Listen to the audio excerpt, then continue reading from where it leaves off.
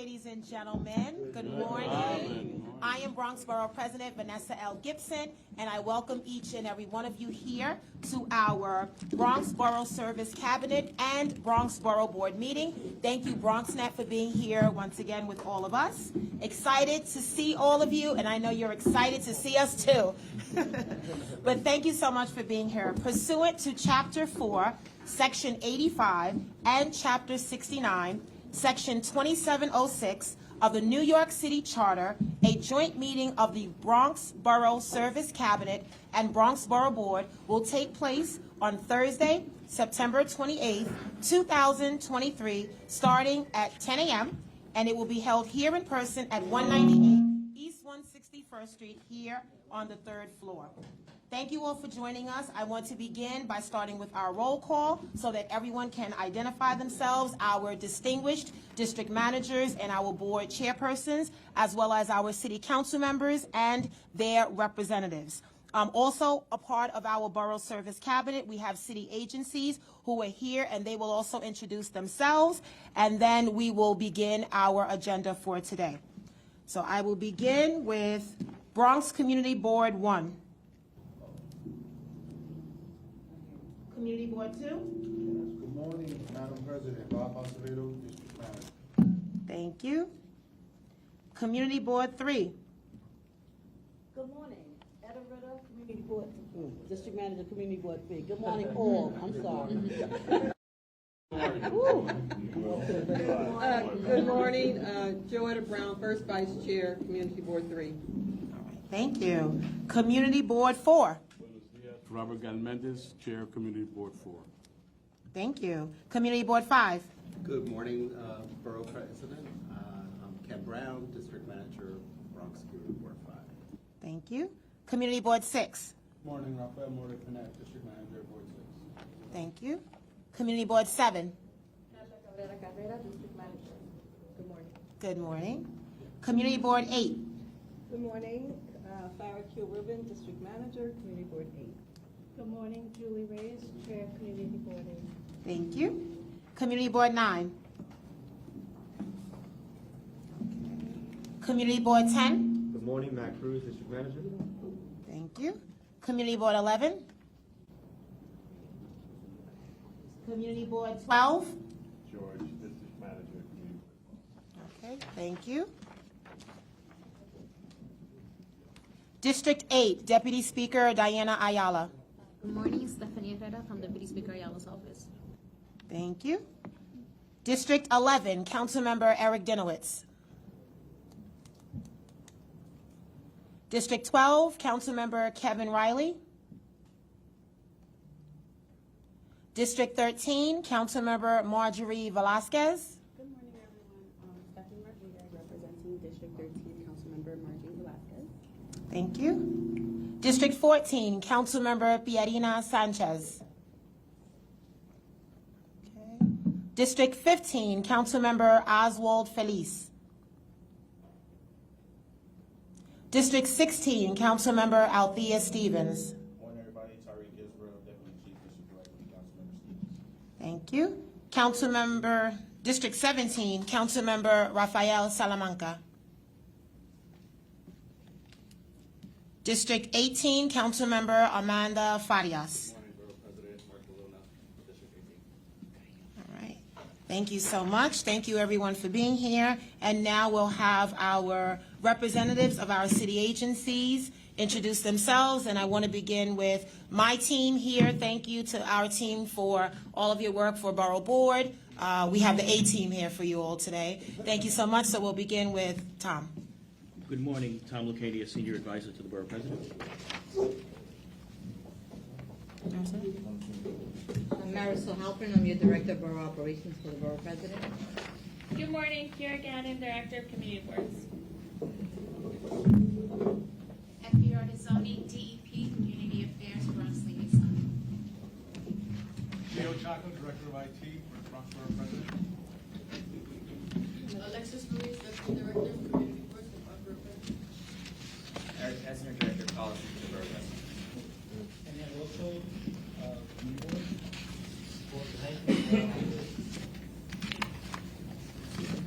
Morning.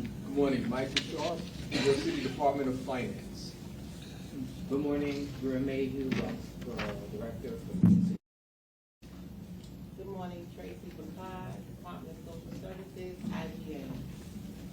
Good morning, Valerie Davis O'Neill, New York City Parks, Bronx Borough Commissioner's Office. Good morning, everyone. Orlando Torres, Director of Outreach for the City Commission on Human Rights. Good morning, everyone. Rebecca Rosalo, Director of Community Partnerships at New York City Public Schools, DOE. Hi, everyone. Jonathan Hawkins, New York City Department of Transportation, Transportation Planning and Management. Good morning, everyone. Teresa Cruz, Acting Deputy Bronx Borough Commissioner, New York City DOT. Good morning, everyone. Kevin Perez, Borough Planner for Bronx, New York City. Good morning, everyone. Josue Melendez, Bronx Government Affairs Officer and Wesley Agent. Good morning, Sean Neal, Deputy Chief, Department of Sanitation, Bronx Borough. Good morning, everybody. Stephen Caruso, Citywide Community Affairs Officer with the Department of Sanitation. Okay. Thank you so much, everyone, to all of our district managers and board chairs, community board members, council members and representatives, as well as all of our city agencies. Thank you so much for being here today.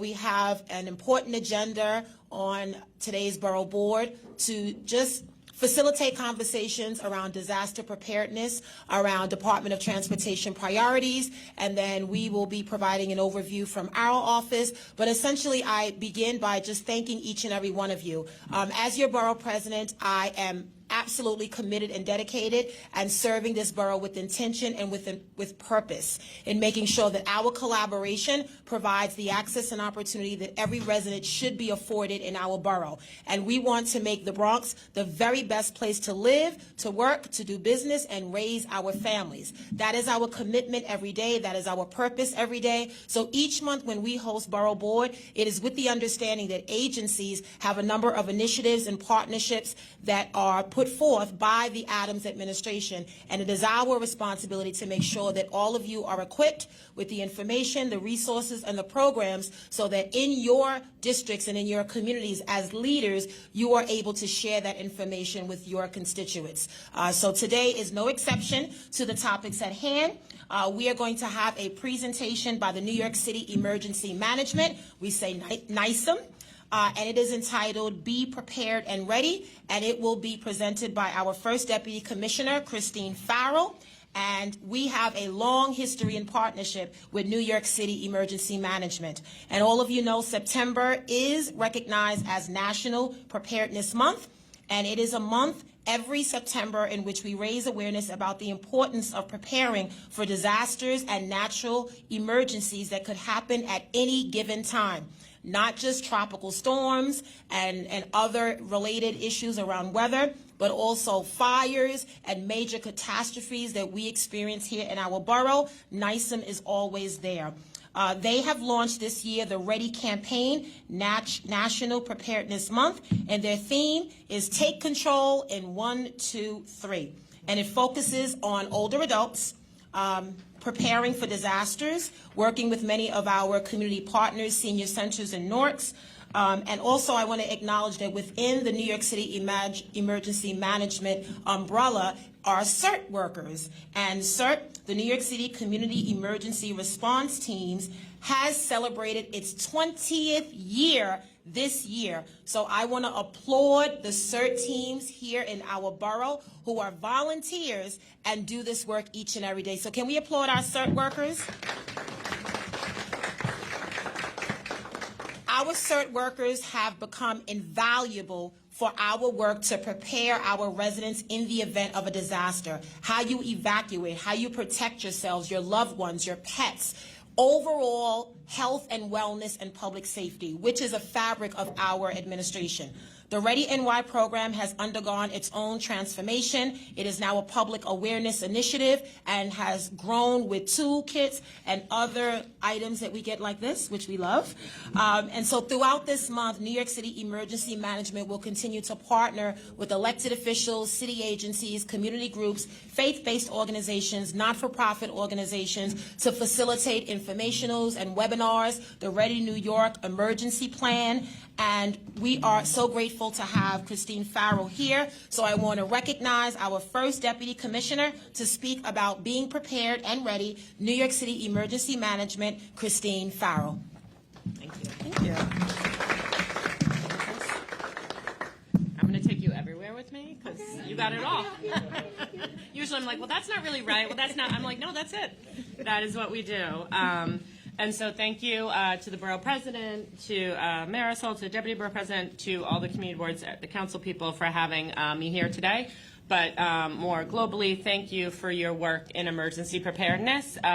We have been doing this for a long time. I've actually been in emergency management for just over 20 years. So I remember when we launched our very first guide, when we launched our first CERT teams, which were not in the Bronx, but you guys caught up. And we do have amazing volunteers through CERT. And we were able earlier this month, and I know some of you were there, the Borough President was there, we were able to celebrate with Mayor Adams at Gracie Mansion, the great work that we've done and our volunteers have done through Ready New York and through CERT. And so the little black thing is not necessarily for your go bag, but it's a challenge coin, which shows the anniversary. I know you left before we were able to give you one. But it shows 20th anniversary for Ready New York and for CERT, and something we've given to all our CERT members and all our partners. So emergency management, and like I said, I know we work very closely, our government relations team, our community engagement team, Joe Carina Duarte, our chief of staff, who lives in the Bronx. We work very closely. We love to work during times like this. I would say blue sky, but we activated the flash flood plan, and it's going to rain again, unbelievably, today and tomorrow. So we're not quite blue sky, but we'd like to come and talk to people, talk to your constituents, talk to schools, to older adult centers, businesses, civics, anybody who will listen to us, basically, about emergency preparedness.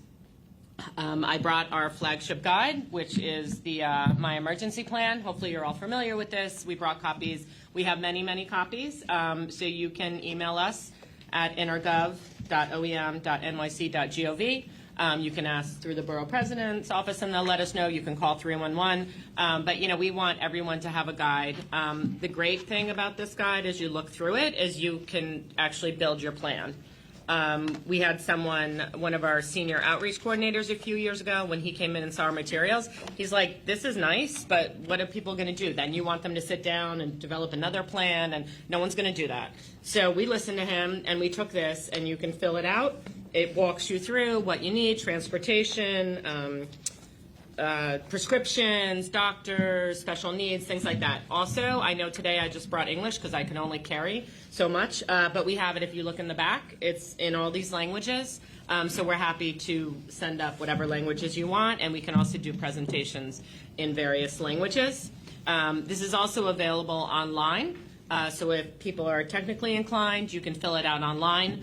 We also have an app, because who would we be if we didn't have an app, that you can also fill it out that way. The great thing about the app or the PDF that you can fill out is that it's very easy to share with people. So for example, my mom lives in North Carolina, right by the beach. She will not evacuate no matter what hurricane is coming her way, no matter what her daughter, who's dedicated her life to this, tells her.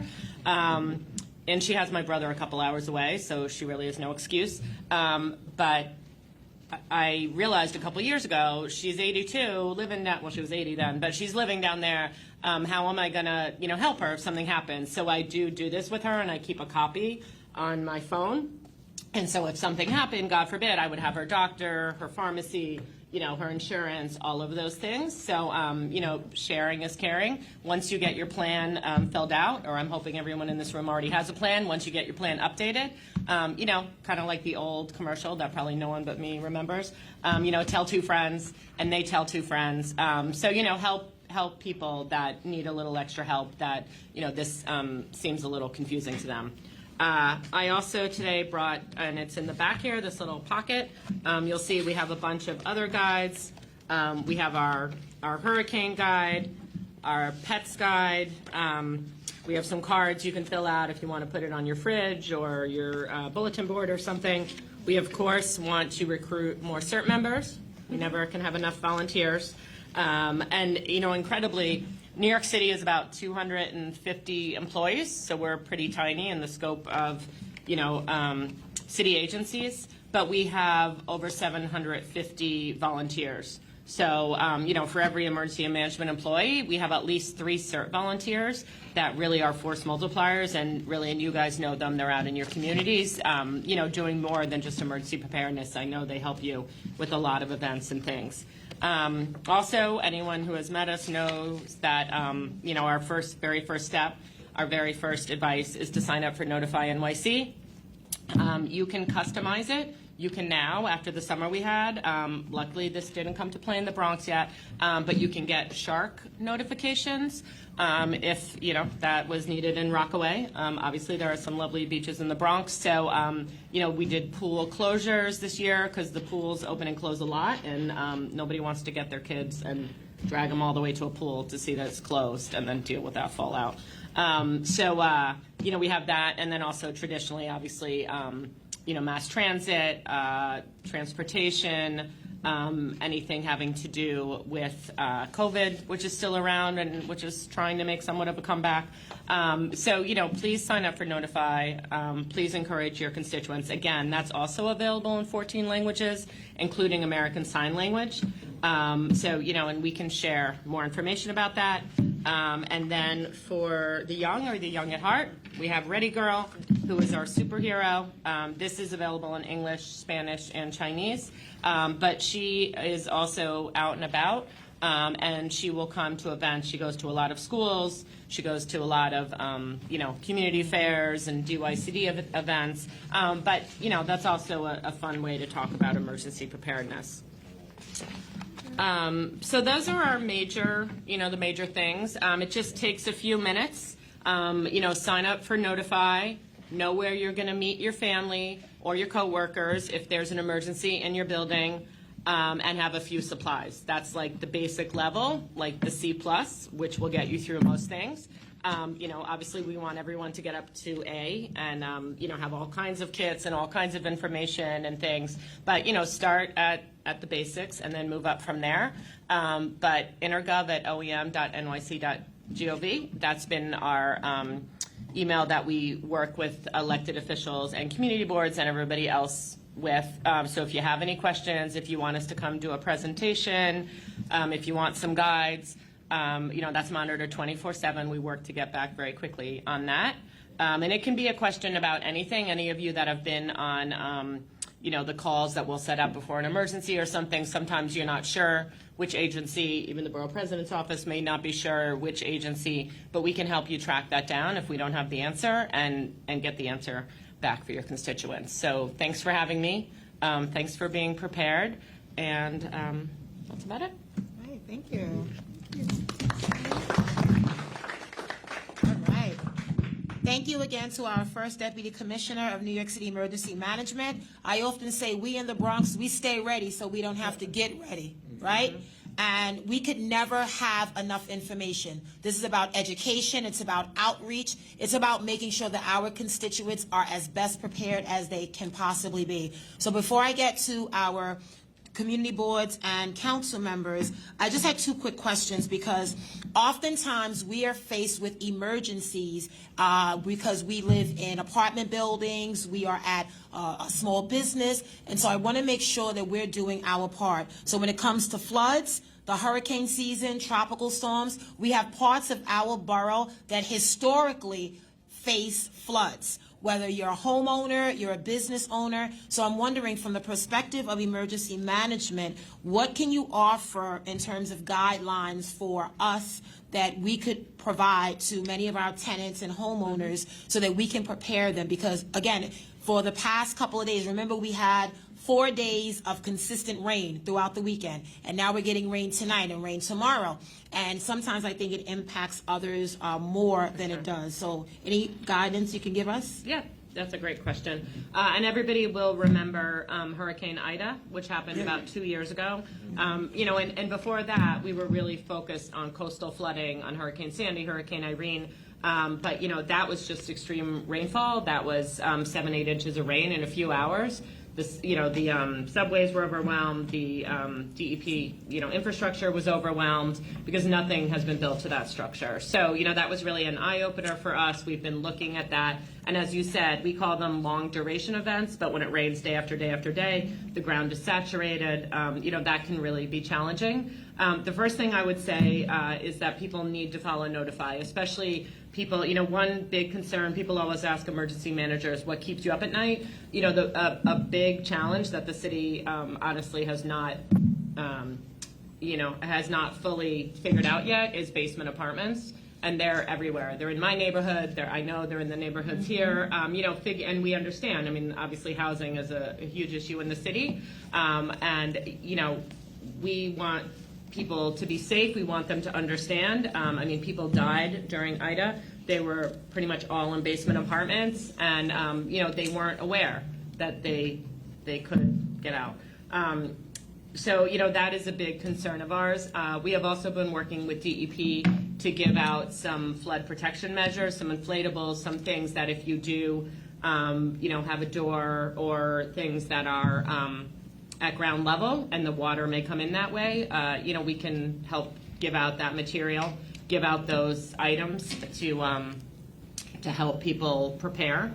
And, you know, we also are just looking more and more into this. One thing the city is doing is putting flood sensors across the city. It's a pilot, but we're adding more because, you know, like I said with Ida, we saw that it could flood anywhere. This is an old city. It has old infrastructure. The topography outside of the coast is challenging.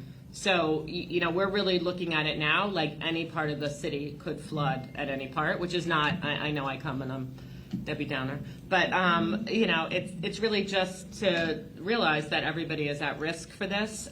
So we want to get people prepared. Because a lot of these events are not big coastal storms. We're not going to open schools. We're not going to necessarily evacuate the way we have for other storms. But, you know, we want to provide materials for people. We want them to understand and be at risk. So, you know, definitely I would say encourage people to sign up for Notify, find ways to get people to presentations or to get them the information. And then we work with DEP, the Mayor's Office of Climate and Environmental Justice, the state and the federal government to look at longer term solutions. Okay, great. And then when you talk about evacuation zones, I know certain residents and families that live along coastal areas, they live near water.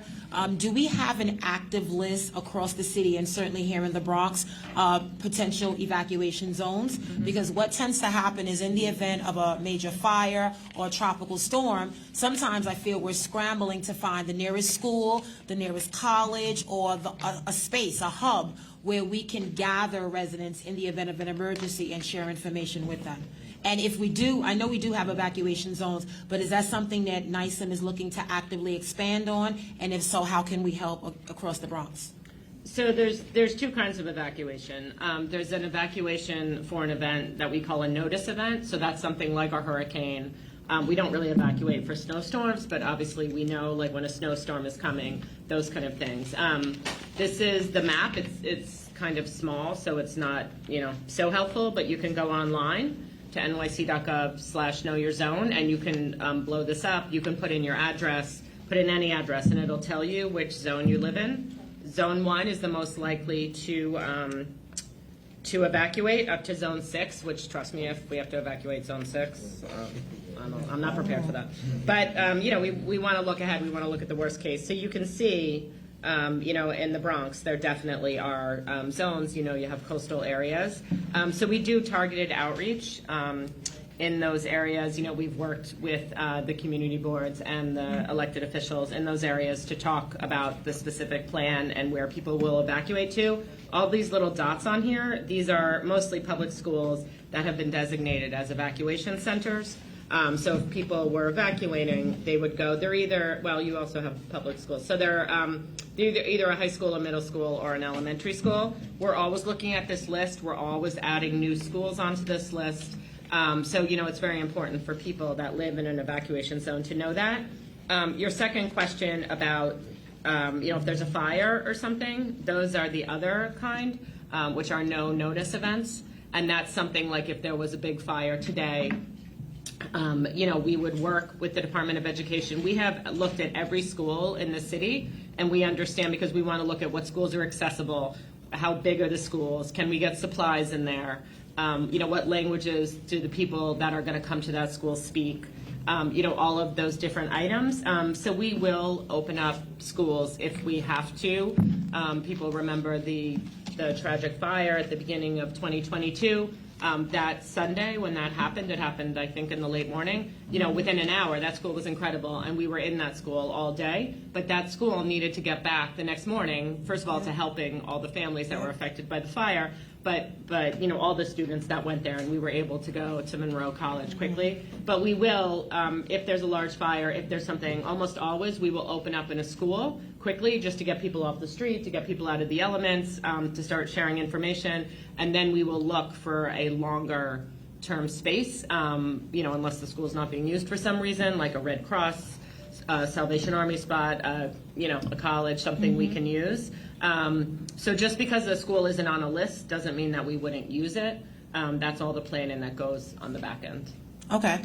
Well, the Bronx has a long history of having our fair share of fires and emergencies, and one thing I look at each time we have one of those tragedies, we find a learning lesson, and we figure out how to standardize the process in terms of emergency preparedness, but also in terms of the immediate relief that must be provided on the ground, and the interagency coordination. Twin Parks, one of the most horrific fires in the city of New York, we learned a lot from those days, and a year and a half later, I feel like we're a better borough and a better city in terms of being prepared. But, my final question, and a very valid one, we have been faced with a number of residential and commercial fires that are related to the lithium-ion batteries. And the winter season is coming up. The heating season is coming up. And so I worry about families that do not get sufficient heat, that are using other means to keep themselves warm and their children. I worry about the residents and the families that could be impacted. So the work with HPD, with the Department of Buildings, with all of the other agencies, any advice you could give us on what we can do to support our residents during the winter season, during the heat season. We have the most number of 311 calls in the city, so those are things that we want to prepare for now with the winter time approaching. Yeah, no, for sure. And I mean, we have seen, multiple tragic fires where people are trying to just keep their family warm, and they've turned on ovens, and they've done other things to heat, and it's not a safe way. So, we do work with HPD and the other agencies with NYCHA to get that information out. But also, and, I know your office does this, I know the other ones do, if it is a true emergency, if it's cold and people are not getting heat, sufficiently, if the landlord is not working with them, we want to know about that.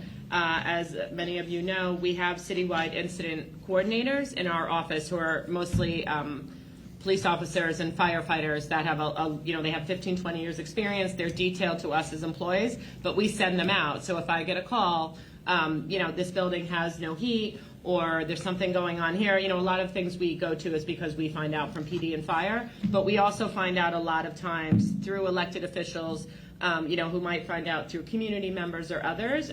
So, always let us know. These people are working, they're driving around the city, and we want to know what that information is, and then so we can help that family be safe, help them be warm. And a lot of times, like you said, if it's apartment buildings or something, it might be a larger issue.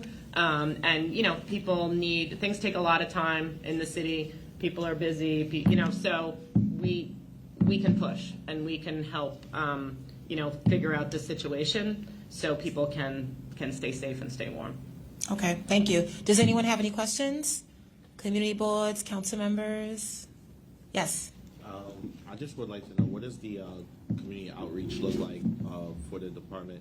Like I looked at that map and I was like, wow, there are a lot of zones in the Bronx, but I was thinking from a constituent standpoint, how many of our constituents know where their zones are, and is there like any kind of mass message based off zip codes that are sent out so that people can know what their zones are? So we have, that's a great question. So we do, in addition to our external affairs, department, which does communications and government relations and press, we also have a large community engagement division that does do a lot of that work, that sets up the Ready New York events, that manages the CERT program. We also have a newish program called Strengthening Communities, where we work with different community networks. We're able to give them some funding to ask them to work with us with different communities. But, all through hurricane season, we do ads. Hopefully you've seen our ads. They're out on buses. They're out on, bus shelters, in newspapers and different things, letting people know about their zone. Every few years, whenever we get enough funding, we're able to send this guide out, the hurricane guide, to everybody who lives in an evacuation zone. So hopefully when they get it, people look at it and realize, like, oh, I should call and look. But, anybody who represents a coastal area and wants to help us in that outreach, please let us know, and we can definitely set some things up. Because we, people also, Hurricane Sandy was 11 years ago. People have come and gone. People have grown up. People think, all right, well, that happened 11 years ago. We're good. They see, we had a couple weeks ago, Hurricane Lee that went up to Canada. We were originally afraid it was going to come here. But we have a lot of, not false alarms, but, we have a lot of challenges that then go away. And so it's human nature. People might think, oh, that's done. That's not going to happen. It happened. And that's not, that was October 29th. We were honestly super surprised at emergency management that we had such a large hurricane so late in the season. And I think we all know what's happening with climate change and, just with all the crazy emergencies across the country and the world.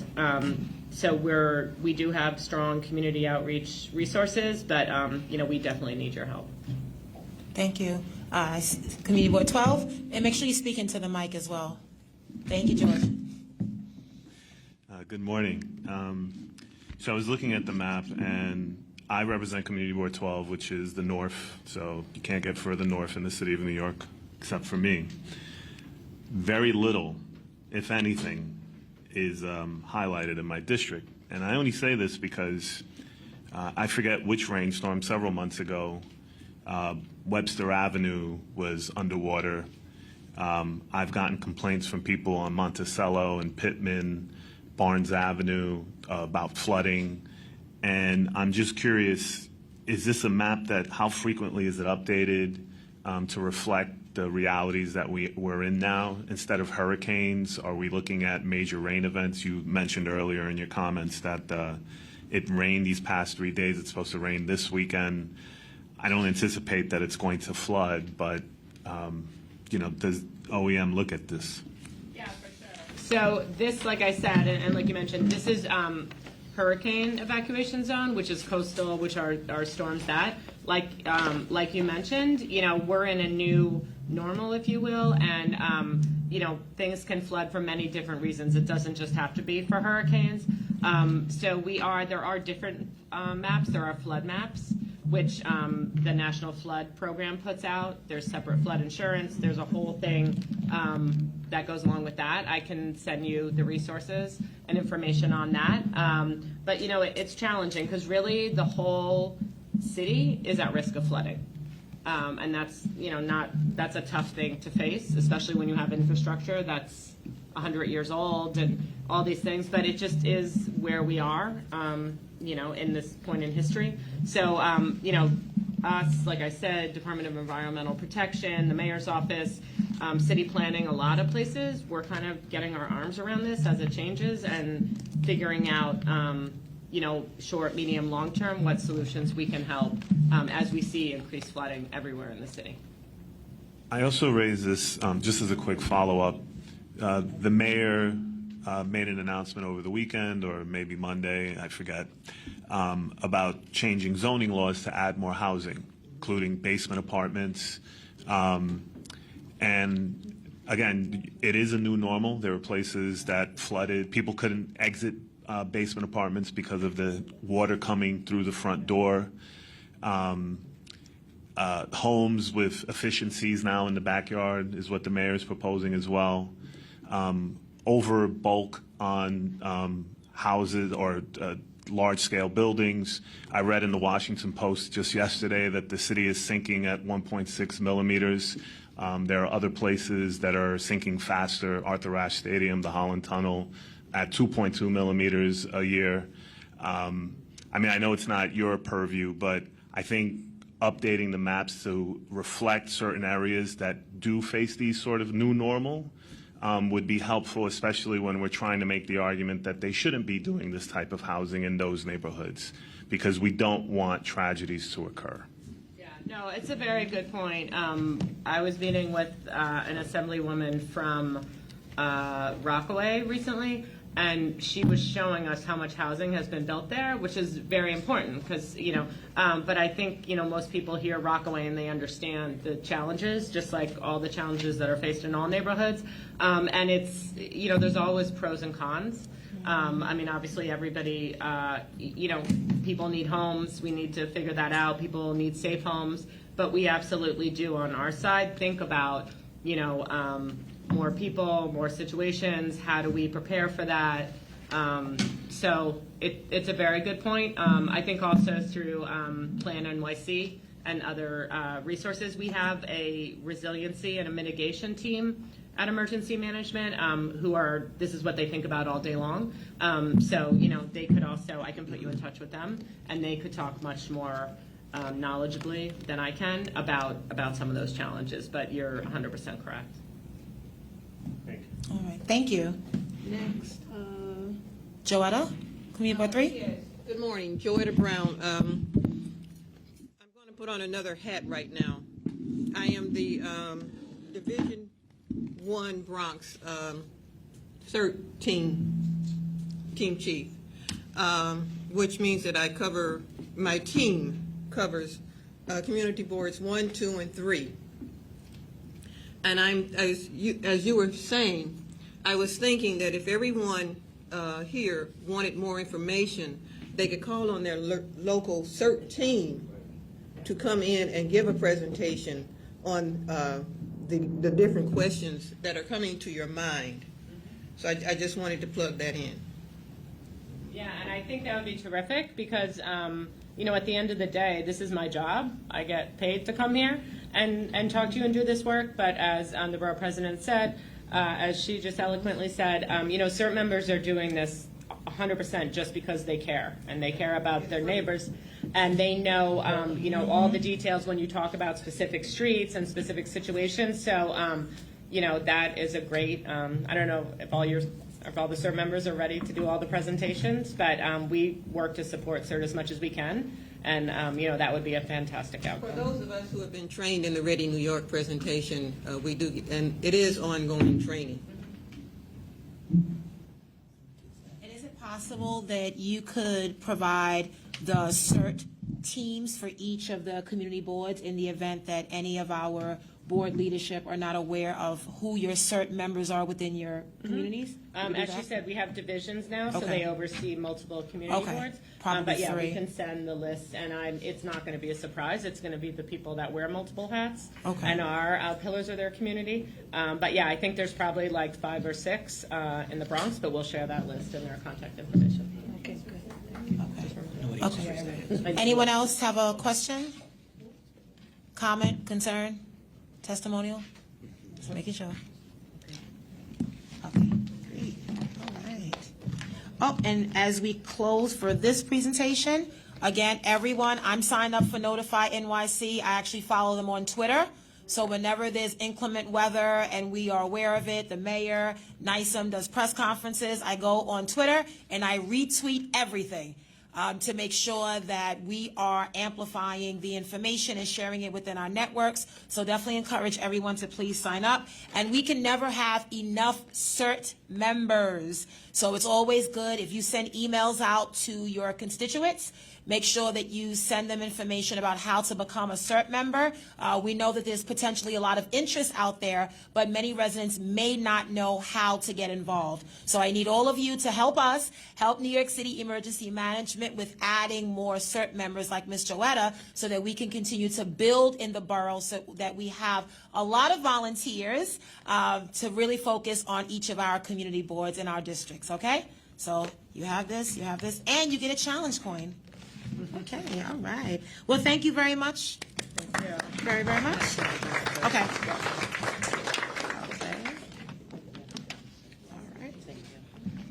Okay, so thank you again to our First Deputy Commissioner, Christine Farrell at New York City Emergency Management, giving us an overview on being prepared and being ready. Our next presentation on today's agenda is Curb Management Action Plan. On behalf of New York City Department of Transportation, we have Jonathan Hawkins, our Director of New York City Street Plans in the Division of Transportation Planning and Management. Please come forward. And we have...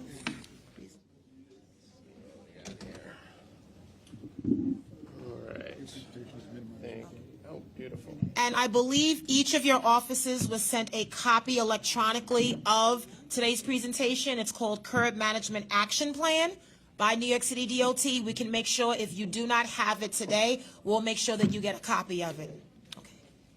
Thank you. Thank you, Mr. Hawkins, for being here today. Okay, thank you, Borough President. Thank you all for letting me come speak to you. So this report I'm going to talk about, I have a copy. Unfortunately, I don't have copies to hand out, but it is on our website.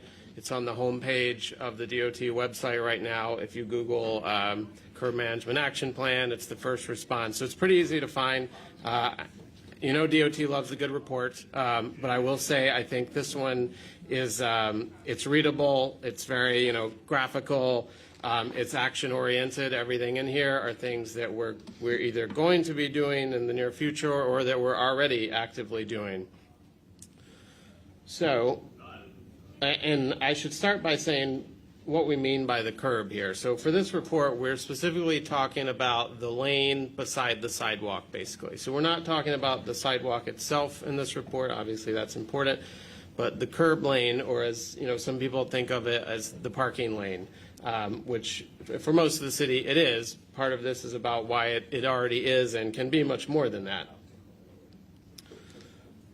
So why are we doing this? Why did we put this report out now? I think everybody kind of sees why, even if you don't necessarily actively think about it when you're out and about in the city.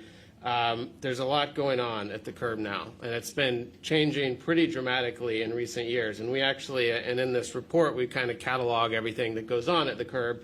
And when we started listing it out, and you don't need to read this, the point is sort of to just overwhelm you with text, because there's so many different ways that the space is being used, and it's a very limited space.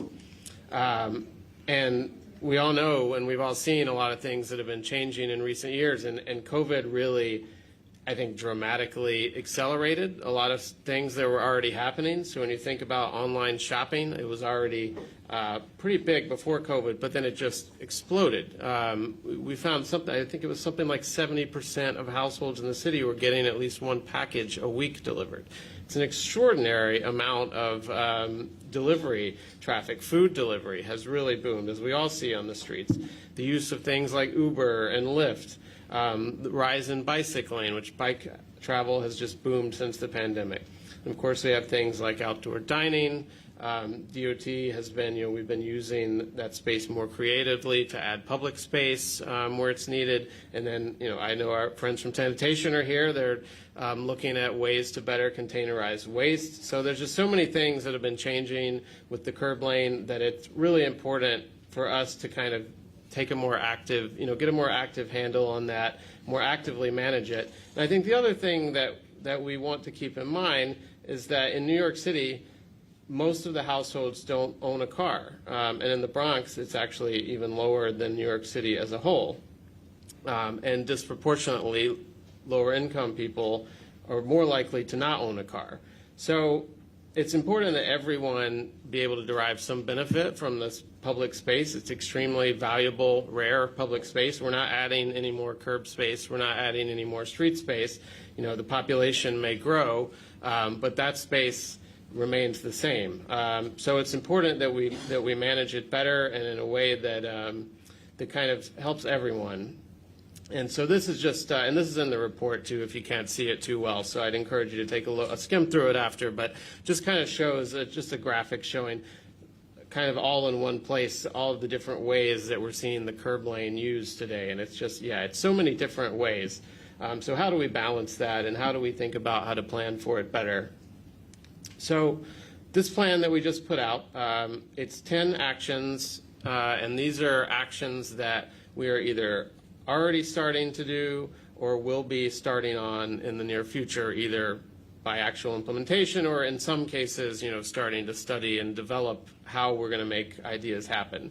And this work came out of the recent Plan YC document, and the New York panel had a lot of recommendations about curb management, and this is sort of a follow-up piece to that. And we think it also works well with the upcoming congestion pricing. So I'm going to go through the 10 items pretty quickly. Even though this is it's a simple, readable report, there's a lot of meat to it. So I'm going to go through them pretty quickly, but we'll be happy to take questions after. And if there's anything you want to really read more about in particular, I would encourage you to take a look at the report. Because this kind of spans all across DOT. I coordinated this report, but it's really the whole agency, and it's so many different units that are involved in this work.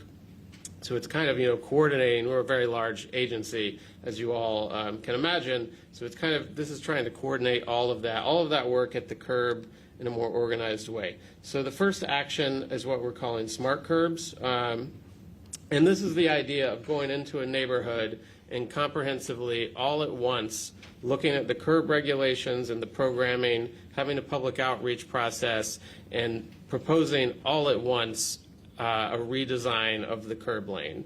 So, we do a lot of programming at the curb now. It's somewhat ad hoc. This is kind of doing it in a more comprehensive way, potentially integrating new technologies to test. So we're starting this idea this year in Manhattan on the Upper West Side as a pilot. So it's kind of going to be a test to see how this goes. Hopefully it will go well. We'll find it's a better way of planning and managing the curb. If it is, then we'll start doing this in other neighborhoods across the 5 boroughs. And at least at the beginning, we're working in partnership with business improvement districts. Though if this is successful, we'll go beyond that, but it's a focus on commercial areas for now at least.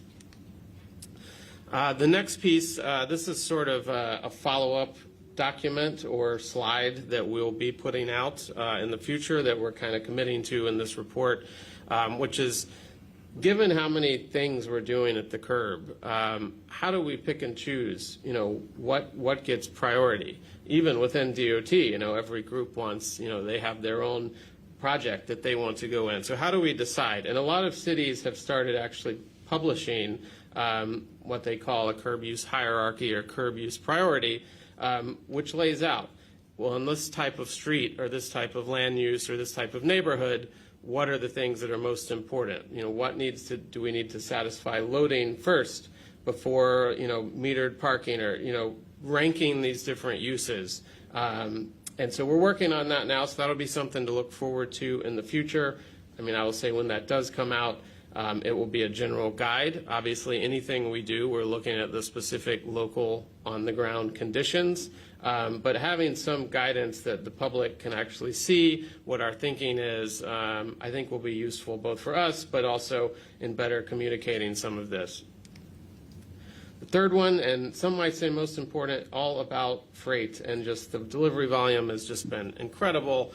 A lot of this that's in here, we've already been doing. You've probably seen some of it in your districts, loading zones in particular, which are both loading zones on commercial streets, but also neighborhood loading zones, which are focused in more residential areas, and that's thinking more about package delivery. And so these are both about safety and congestion, trying to get these trucks out of the street. You know, we see them unloading in the travel lane, which is unsafe, but it's also a major contributor to congestion. Another thing we see a lot that you may have seen is a truck will, you know, it'll pull up with hundreds of Amazon boxes on it, and they'll pile them all onto the street or even on the sidewalk, and then they'll sort them and they'll use hand trucks or something to go to their destination. We don't want that happening in the roadway. We don't want it happening on the sidewalk. So our new micro hub concept we're working on now to pilot hopefully soon, which is formalizing that activity, giving it a designated space, and getting it out of the way of people. So there's a lot of good stuff in here on loading freight. The next one, I think this is probably the farthest reaching thing in the report. It's something that was announced recently by City Hall, which is the idea of a low emission zone, of testing that somewhere in the city. Now, what does that mean? I think that's the first question. So the first question for this is actually defining what we even mean by this. This is something that a lot of cities around the world have tried. They have done something they call a low emission zone. It ranges widely from something as simple as having loading zones that are exclusively for low emission or electric vehicles, and then all the way to the other end of the spectrum, something as dramatic as what you may have seen London recently implemented, which is actually part of their congestion pricing. It's actually a cordon in the central city where you have to pay depending on your vehicle emission type. There's a lot of legal implications with the latter.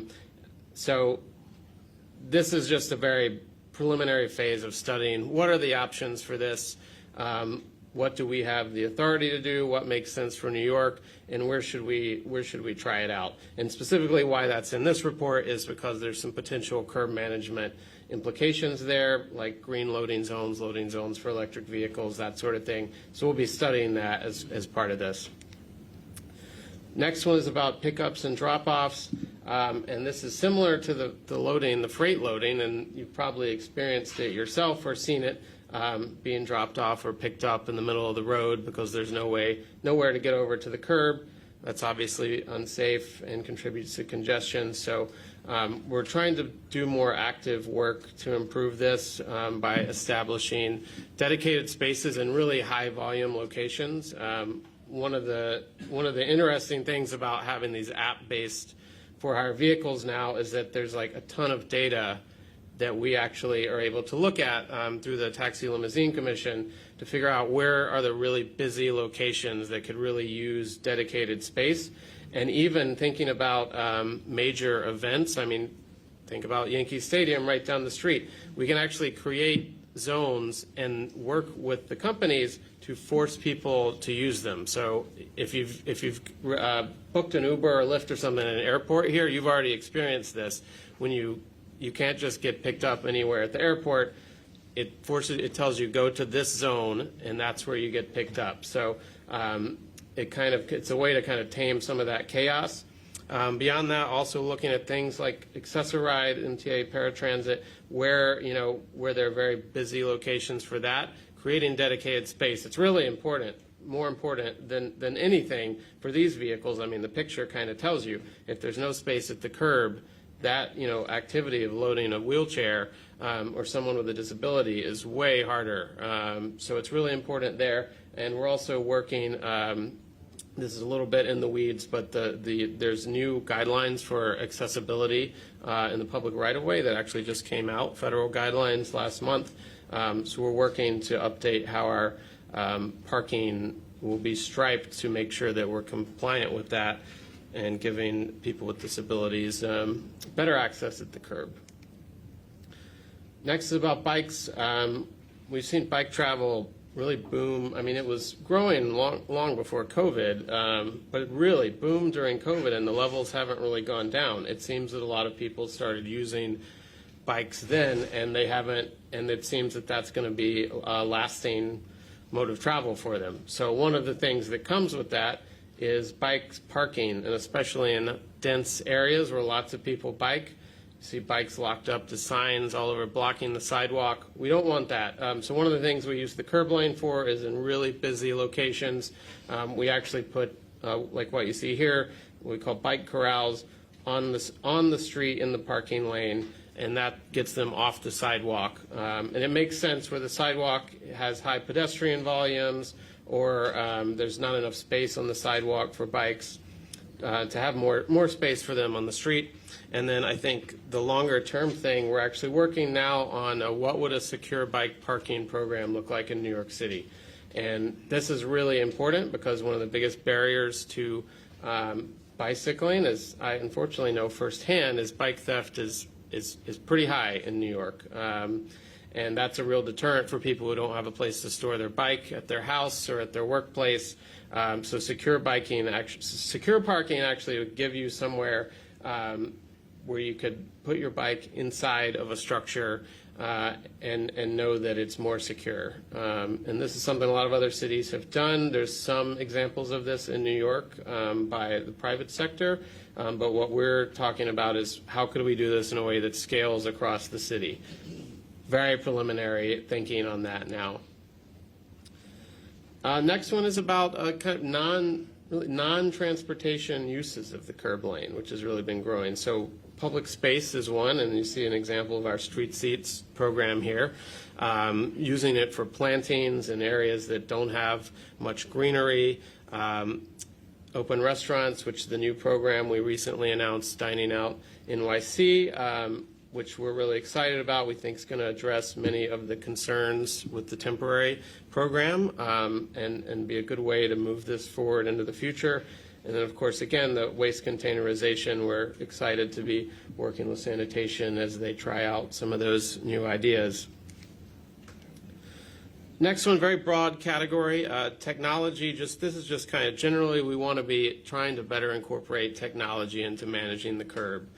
There's some short-term things you'll be seeing on this in the near future. One is that all of our parking meters are being converted to pay by plate, which is if you use the app to park, it's the same thing, just through the meter. That means you don't have to get a receipt and put it in your windshield.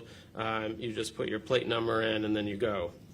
Easier for the user. It's also easier for the enforcement agents to not have to look for the ticket in the window. There's no chance of them missing the ticket in the window and giving an invalid ticket. And also looking at there's a lot of things. This is a space it's really evolving pretty rapidly now, so I think we're being a little cautious about it as well. There's so many startup companies in this, but there's a lot of new technology that's scaling pretty fast, to be able to use sensors and things to manage parking and understand better what's going on. Our data collection process is pretty manual right now. It's, looking at video footage, somebody sitting in front of a computer skipping through it, or it's standing out on the street with a clicker. So technology could really help give us way better data to manage this. And in the future, we could see a way in which that helps with better enforcing some of these spaces like loading zones or bus stops when the bus gets there and it's someone's parked in it and then the bus can't get to the curb. But that's a little later down the line, I think.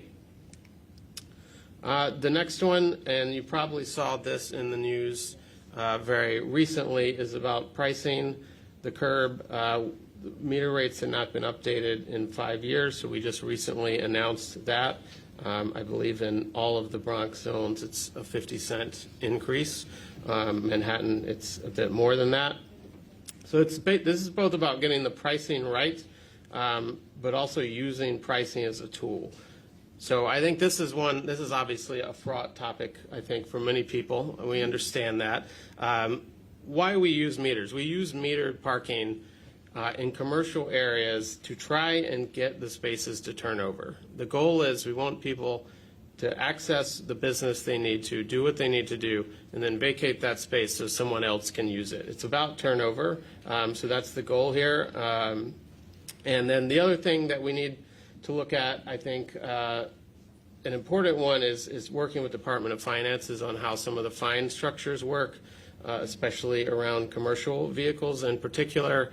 I think there's a lot of things that aren't working well now because you'll have a very small percentage of people who aren't really deterred and they just kind of violate, and the fine is low enough, and especially on the commercial end, that it doesn't change their behavior at all. They see it as a cost of doing business, and if we're not getting compliance with this, then none of these things in this presentation really work. You know, it's only as good as people's compliance with it and enforcement. And related to that, the last one is about non-transportation use at the curb. So this is things, I think construction is pictured here, and it's a really good example. You probably see it a lot around the Bronx, which is where, you know, because of construction of a building or something, the curb lane needs to be taken for good reason, you know, to stage equipment or something like that.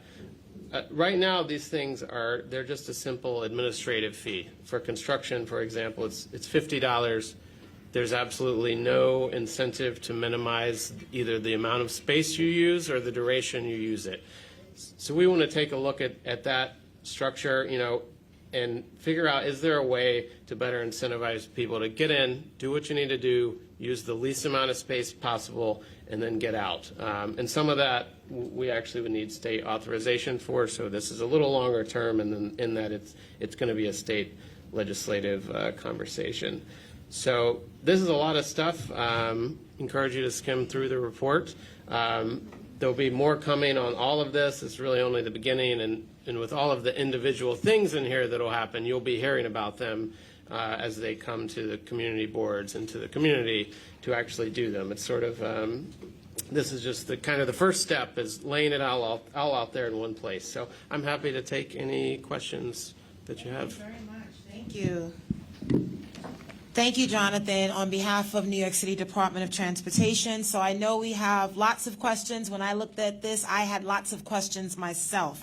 But if you could go back to page 4 of this presentation, I just want my council members and colleagues to look at all of the different activities around our curbs. When we talk about competition for curb space, outdoor dining, dining NYC, waste containerization, EV charging stations, car sharing, curb management, all of the different activities. Now, while not everyone listed may apply to the Bronx, but certainly a lot of this applies to our borough.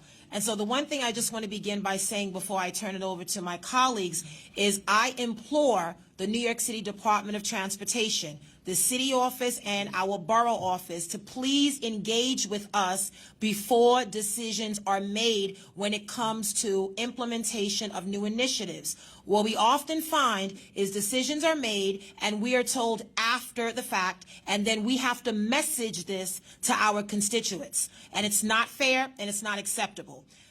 These are shared streets, and we believe as a borough we have a responsibility.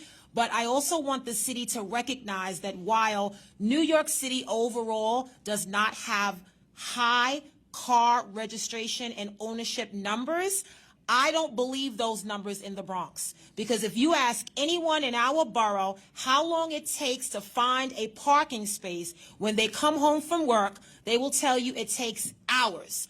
So we have thousands of Uber and Lyft drivers that live in our borough and park their vehicles at night. We have school buses that park their vehicles in our borough at night. And we have truck drivers that park their trucks in our community at night as well. And so we have a lot of street traffic and curb traffic. So one thing I want to be mindful of is Mayor Adams and Commissioner Jessica Tisch from Department of Sanitation made a recent announcement about the disposal of commercial trash relative to small businesses, the business improvement districts. It doesn't apply to residential. And I know eventually we will get there in working in collaboration with DOT. But the one challenge that I always find is with a lot of these new initiatives, we have to have a grace period, because we cannot go out and be punitive in administering summons and fines and fees to those that have to now deal with the new rules. So that same message applies to curb management. When it comes to bicycle lanes, when it comes to dedicated bus lanes, we know our borough has some of the slowest buses in the city of New York, and we know we have to do better. But we also have to realize that when we implement some of these measures like dedicated bus and bike lanes, that traffic is going to go somewhere, right? If it spills out on the side streets, it's going to go somewhere. The overall goal for this administration, and I know it working with all of you, is to reduce our carbon footprint, to reduce the excessive amount of trucks that we in the Bronx face, unlike many others, but also to make sure that we're breathing cleaner air and our children don't have the highest rates of obesity and asthma, right? That is our collective goal. So a lot of this, when it comes to competition for the curb, are meaningful and will really make an impact. But I want to make sure the message is clear. Talk to us, engage with us, because we are the leaders of our respective communities, but we also have to engage the residents of our districts, and that doesn't always happen. So that's my first message to you, is to work with us on this 10-point plan. It's a very ambitious plan, and a lot of these items will take some time, weather resistant, things of that nature. So I will get to my questions after. I want to allow my colleagues to provide any questions or comments they may have, but this is a lot to take in. So give us some time, and certainly if it's okay, we would love to invite DOT back for another borough board meeting so that we can present some of the updates, because I do realize as an agency we are built on data, and I understand that, but we are not only built on data, we are built on reality. Reality, how we get around, how we share safe streets, how we share pedestrian plazas and crosswalks, and most importantly, how we keep people safe. And I believe the DOT and this administration's goal is to keep everyone safe. We just have to find a balanced way to do it. We don't want to cater to one population versus another. We have cyclists, we have pedestrians, we have older adults, we have children, and we have a lot of residents that own cars. And so I ask you to be mindful of that when it comes to these decisions and a lot of the data that you are analyzing, because we want to make sure that we are a part of those conversations. Okay? Yeah, well said. And to be clear, the one thing I'll say is, yeah, obviously we're not implying it's easy to find parking or that it's not important. And I think you kind of said it there at the end, finding the balance in such a limited space it's tough and it's fraught, but that's a part of this, is trying to do that. And the good thing about all of the things in here is that they are tools. They are tools that apply in certain situations. So what works for one neighborhood in one part of the city doesn't work for another. So we're excited to do this, community by community. And if there's anything in here that you see that you think would make sense in your district, then please reach out to us, and we'll be happy to take a look. Thank you. I appreciate you acknowledging that. Nothing we do has a one-size-fits-all approach. Every community is very unique with its character, the people, and the landscape, and I appreciate the recognition of that as we move forward. So if anyone has questions, please raise your hand. We have a list. I saw Raphael, Community Board 2 first, followed by Farah at Community Board 8. Thank you. Thank you, Madam President.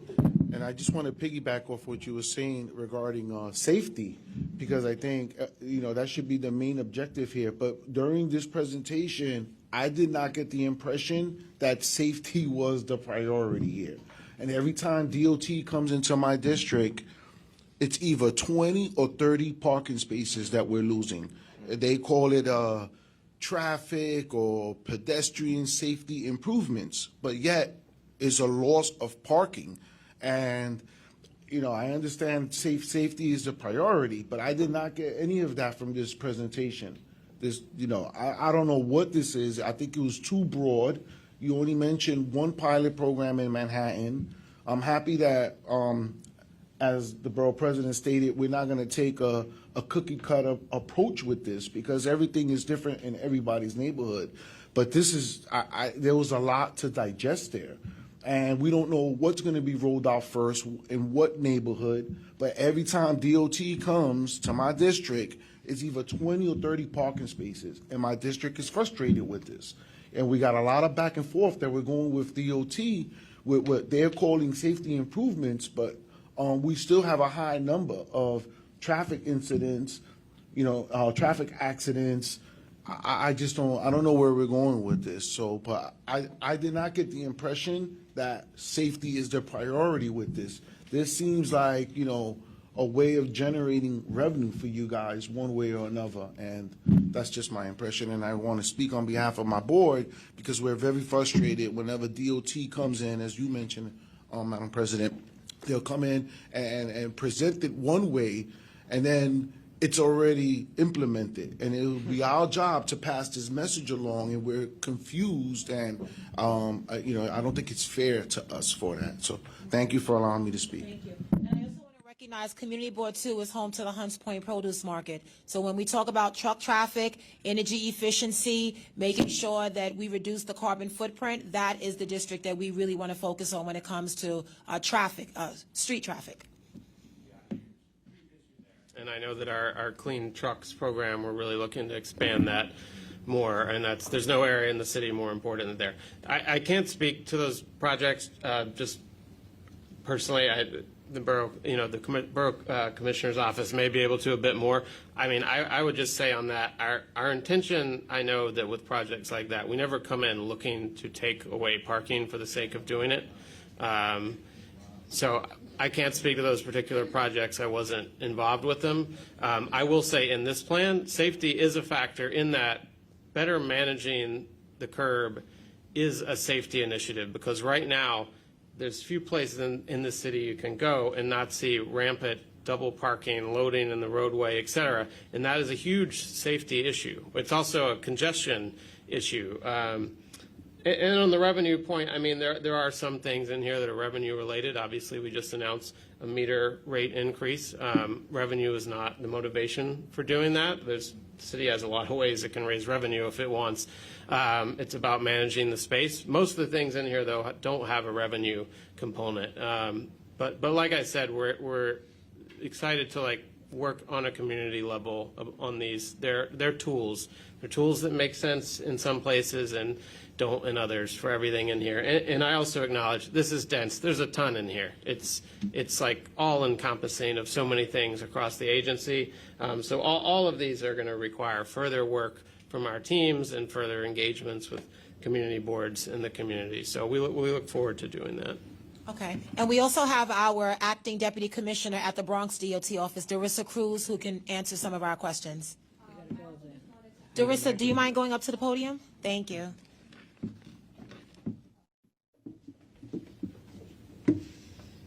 Okay, so I just wanted to add that, of course, this is going to be a balance, as Jonathan already mentioned. We will be coming to you when we have specific projects that are related to the curb management plan to each of the community boards, each of our elected officials, so we can talk through them.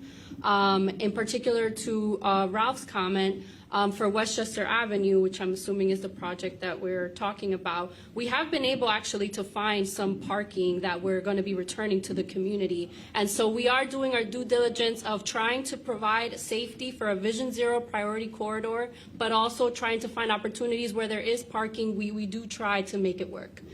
That's all I had to say. No problem. Okay. And happy to follow up with you. Okay. We like to hear that. Thank you so much. Thank you, Madam Deputy. And as much as we can emphasize that as leaders, again, it's a balance. If there's a takeaway, there should be a give back. The overall goal is to achieve safety, to make sure that everyone is safe, but we also know that we get resistance from our constituents when it comes to some of these new measures because they feel like it's a loss and not a benefit. So I also think education is very big, but I need to make sure we have advance notice because our residents see the construction, they see the signs, and they know something is happening. And if they call your offices and ask questions, you need to be able to answer them. That's why we need DOT to engage with us in a reasonable time frame that makes sense because we can be the messengers as well. We may not support every proposal, but I think in hindsight, we understand the goal and we want to make it a better plan. And that's why engaging us early on is helpful because any proposal that comes to us, it's our job to make it better. And so if we can be afforded additional parking spaces that are given back, I think that's a great thing because we want to make sure we add and not take away in all spaces. So next we have, thank you, Raphael. We have Farah, Community Board 8. Yeah, thank you. I really just want to piggyback on that. You mentioned that you're going to be reaching out to bids for the recommendations on how to utilize space best. In our area, we have one bid. We have other commercial corridors. Who else will you be reaching out to for recommendations, and I do hope what you're saying is true, that you're going to take our recommendations in consideration before implementing any plans or just having us be a messenger of your plan. Yeah, I mean, and specifically that was about the smart curbs initiative that we're piloting in Manhattan first. So we're going to see how that goes and take some lessons from that. And again, hopefully it'll go well. And then from there, I think that's to be determined of how we roll that out more broadly. So I think there'll be more answers to come on that in the future. But yeah, I acknowledge that.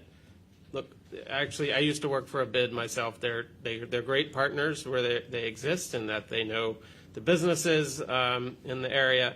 They don't necessarily always speak for the entire community. We recognize that as well. But it is important, we know, to recognize that every commercial area in the city is not represented by a bid. And that's something I know we've been thinking about a lot in recent years, especially with the public space management, which a lot of it in the city is done by bids. We've put a lot of investment into having the city actually be able to manage spaces. And so we'll keep thinking about that here. But I think there's still a lot to be determined on that as we see how this first pilot goes and if it's a success. Thank you. Next, we have George, Community Board 12. Followed by Matt from Community Board 10. Prepare. Good morning. So I don't want to repeat everything that everybody's already said, which is some of my concern. My concern is maybe a little more sort of implementation-wise. We were the first, I believe, community board in the city to receive bike lanes underneath a train station. And it has been a complete and utter disaster. And I say that as a community board that voted to support the bike lanes. DOT in the past has rolled out streetscape initiatives that have been an utter and complete disaster with nobody to look after them. I cite in my district the East 222nd Step Street, which was a disaster because Department of Sanitation was pointing fingers at the Parks Department, and DOT was pointing fingers at sanitation because it was a step street, and it was a green street as well, and they don't touch green. So that was a disaster. And DOT was supposed to find somebody to fix and keep the maintenance up, which they never did. So for many, many years, decades, it was left graffiti-filled, overgrown, and even today, not the most pretty thing in the world. I also say, and I can say this now that I'm no longer looking for a job at DOT, that I feel like there's a cabal sometimes. I know I'm such an ass. There's a cabal at DOT that really doesn't live in the 5 boroughs. And I say that lovingly because we had Joe Salvo from here. Now, I don't know if you guys know who Joe Salvo is. He is sort of an urban legend in the city of New York because he knows everything. He's our go-to census guy. He tells us where people are living in the borough, where the fastest growing borough. And he's always said to us that the Bronx is under-retailed. We don't have enough Gaps. We don't have enough supermarkets. I live in Co-op City. I was born and raised in the Bronx. I'm a proud Bronxite. I lived away when I went to college, but I'm back. And I say that to say I live in Co-op City. I have a supermarket, a small C-town right across the street from where I live. They can't fit all of my needs. As you can see, I'm a pretty big guy. I eat a lot. There's a Stop and Shop, used to be Pathmark, in Bay Plaza. I could never shop at Bay Plaza if I had to walk there every day with a shopping cart. It would take me at least 3 trips. Just the toilet paper alone would take 2 trips. So I say that to say, when you're planning these streetscapes, they don't take into account native New Yorkers that live in boroughs that are transportation deserts, that, are not, or under-retailed, I guess, that don't have supermarkets. And there's even parts of Manhattan. I worked in State Senator Serrano's office. Our district office was on 106th Street, and they had shut down the Met supermarket that was there. And everybody was pissed off about it because where were they going to go to get their food? They would have to hop on the subway and go further downtown to get their food. And again, multiple trips. I'm a family of 4. I have to have a car. As a matter of fact, I have 2 cars, and I don't say that to brag. I say that it's a necessity for me to get around and for my wife to get around, because just to come here, I drove around looking for parking for half an hour. There is dedicated parking in the Borough President's across the street from the courthouse, just for Borough President staff. It was full. So I had to park in the garage. So I'm out $30 when I leave. So you take all of these things and then you say, we're going to implement them, and who's going to enforce it? Because ultimately, that's my goal. I'm not objectionable to many of these things. My problem is White Plains Road looks like a disaster area. There is no ASP. We met with the Department of Sanitation this week on budget consultations. We meet with DOT on Monday, and I'm bringing it on Monday. So I have a problem with that, and the response is always agencies pointing fingers at one another. This will be the last thing that I share. We had budget consultations with the NYPD. I brought this very same issue up. Benjamin Gurley is a Bronxite. He is the borough commander. He's a chief or whatever. I sent to follow up, I sent him an email. You know what I got? I got a call from the 4-7 precinct. Please don't ever do that again. If you have an issue, call us directly. So today at 2 o'clock, I'm meeting with the chief of the precinct. He's a brand new precinct commander. It shouldn't have taken this long for him to come and meet with me. But I love the city. I'm a proud Bronxite. I'm a voting citizen. I'm a tax-paying citizen. I love the Bronx, and I don't like what I've seen in the last 3 years. And I'm not putting it all on you, DOT, but a lot of the stuff that you're doing is creating this problem. The last thing I forgot to mention, why I also raised the NYPD. When we met with the NYPD, the response times to 911 calls doubled, tripled. 16 minutes in some precinct, 18 minutes in other precincts. They attributed that to traffic. What is DOT doing to address that issue? Because you're only creating more. So that means more increased response time. Are we looking at 30 minutes? That's where you're at, Ken. That's all I'm saying. You really need to take into account what's happening here in the Bronx and live in reality. I'm glad he mentioned it because Community Board 12, White Plains Road, honestly, I'm going on record saying I need that to be reevaluated. That dedicated bike lane has been met with a lot of resistance when it was proposed, and now that it's implemented, places like Granby's Funeral Home that are very active, and White Plains Road, this corridor does not have a business improvement district. And so because of that, there was no engagement with the businesses. And so just as we brought up the point, if there are no active bids, who do we reach out to? So number one, I need to make sure that there's an active engagement with commercial corridors that don't have a bid.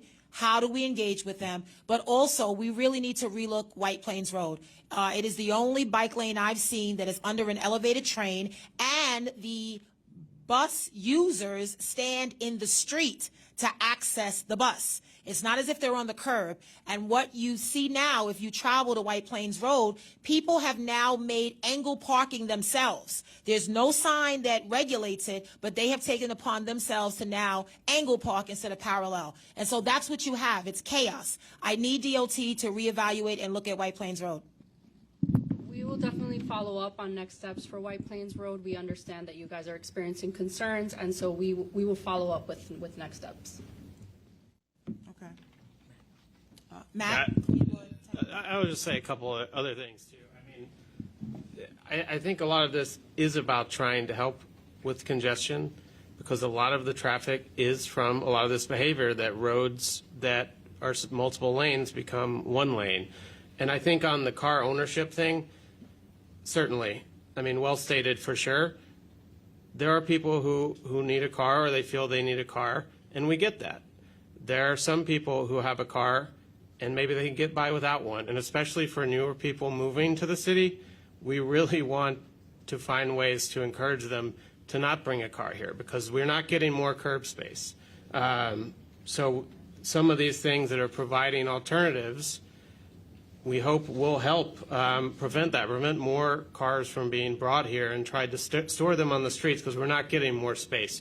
Also, George, if you want to work for DOT, I'd still encourage you. We need the critical attitude to not be a deterrent to us. It should make us want to bring you in. So you keep an eye on the website. Tell he's honest, I'll take it. I'll take his job. Committee Board 10. Madam President. So conceivably, we have to contend with outdoor dining, e-bike parking, bicycle parking, all on one block, plus a loading zone for businesses who are receiving shipments. Car share, which was unveiled in CB10, and you all know my opinion on car share. So when exactly is sanitation going to clean the curb now, is my question.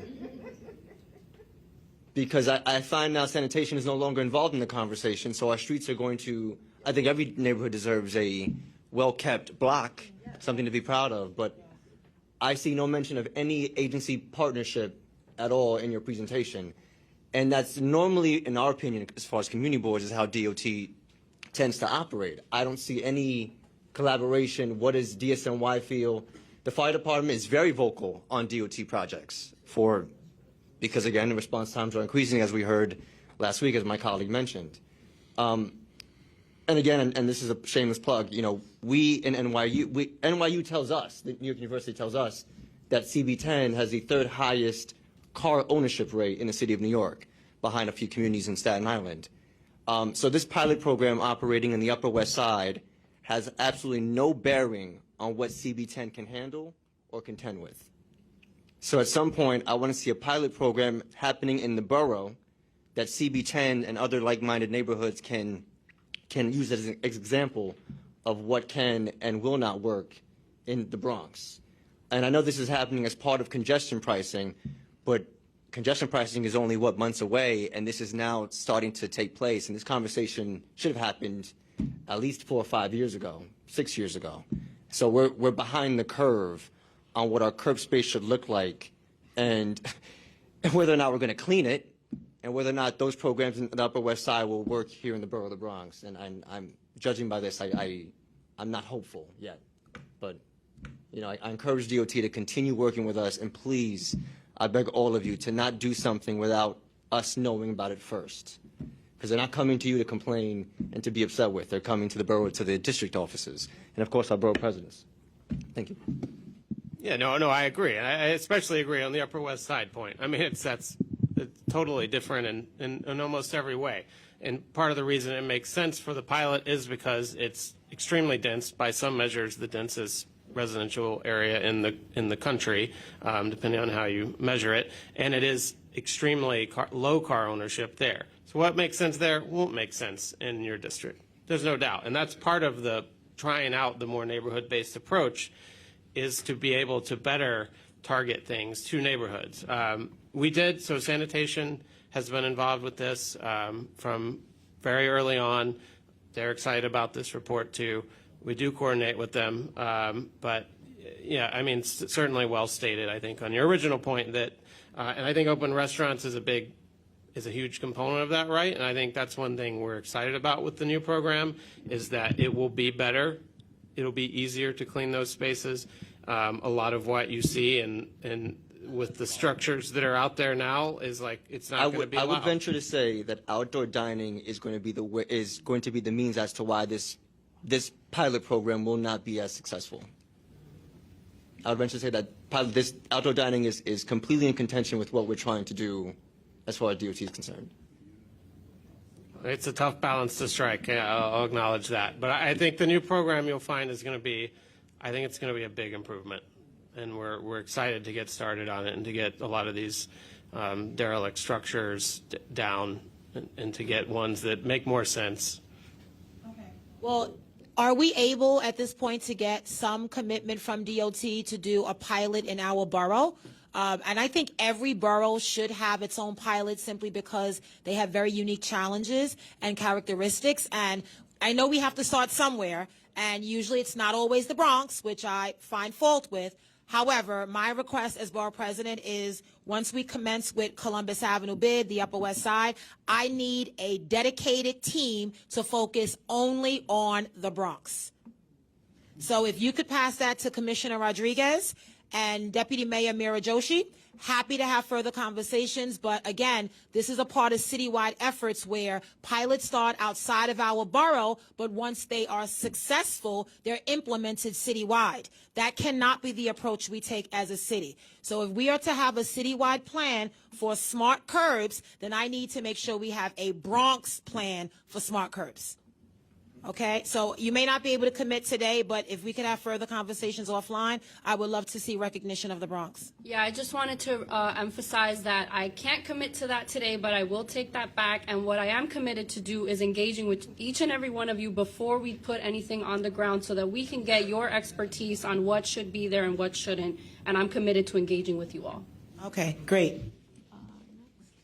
Councilmember Stevens, we have Tariq, followed by Councilmember Ayala's office. I got you. I think everybody did an excellent job in their statements and their concerns. I just want to point out, I checked out the census about the New York City car owners being less than 50%, which is true.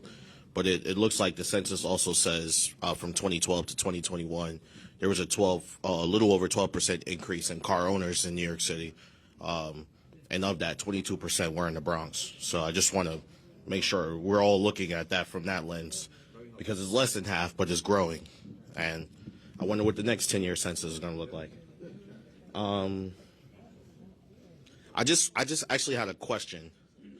So I work, fortunately, on the Jerome Avenue corridor, and we have some commercial zones where there's metered parking. Some of the parking doesn't allow you to continuously use the meter. So I wanted to know if you're parked in a zone, but like, does the zones take into account the businesses that are in those zones? For example, if I'm on Fordham Road and I wanted to park in a meter zone, but I had to go to the DMV, sometimes that's an arduous process. You're there all day. Are the meters taking into account the actual business, like the actual the makeup of the commercial district? Like, if I have to go to the DMV, 2 hours is not enough to go to the DMV. You can be in waiting for your case for your court all day. It's at the judge's discretion. So, is that something that's being measured when we're looking at metered parking as well? I think the short answer is it's complicated. The longer answer, and certainly I've experienced that with the DMV, is that it's tricky when you're looking at a whole corridor because there's so many types of businesses, and we're trying to find a balance. And sometimes it means that doesn't work for you, and you have to go off the main street to an unmetered area. There's never an ideal solution for everyone. We're trying to find a balance. I would note what you said before about the car ownership. You're right, and we've been alarmed by that. And we found most of that growth happened during COVID. There was a large number of people who went out and bought a car because they needed to get to work still if they didn't have the luxury of working from home, and people were afraid of taking transit for various reasons, certainly COVID being a main one, and so a lot of people did buy cars. So we don't know yet what's going to happen in the ensuing years. We're hoping that's a one-off. Again, more car ownership it's not good for really anyone because it's going to increase congestion. It leads to more crashes. But it's something we saw all over the country, but nowhere more than New York, because nowhere in the country has such low rates of car ownership than New York. So when a lot of people went out and bought cars, it really added to the congestion, the difficulty finding parking. And then you also had a lot of people, maybe people of wealthier means, who went somewhere else during COVID, and they took their car with them. But then now they've come back, and the people who bought cars are here too, and suddenly finding parking and that competition for space it's just more intense than ever. But yeah, I mean, those numbers that's what we've seen as well, and I think our anecdotal experience on the street reflects that too.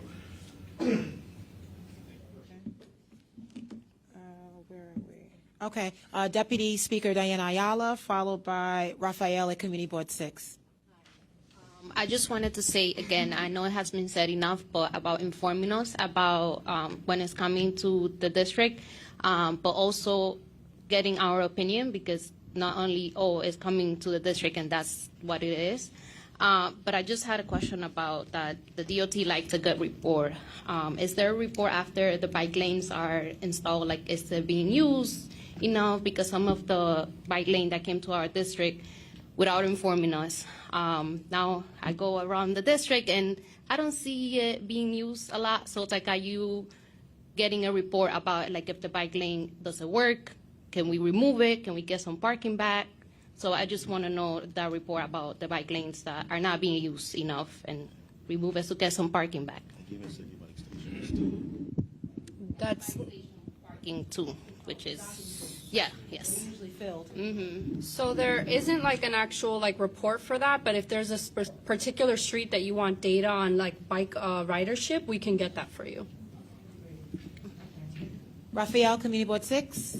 Oh, pass the mic down. Followed by Robert at Community Board 4. I think some of my colleagues have been asking about kind of just basing these plans in the reality of what streets look like in the Bronx.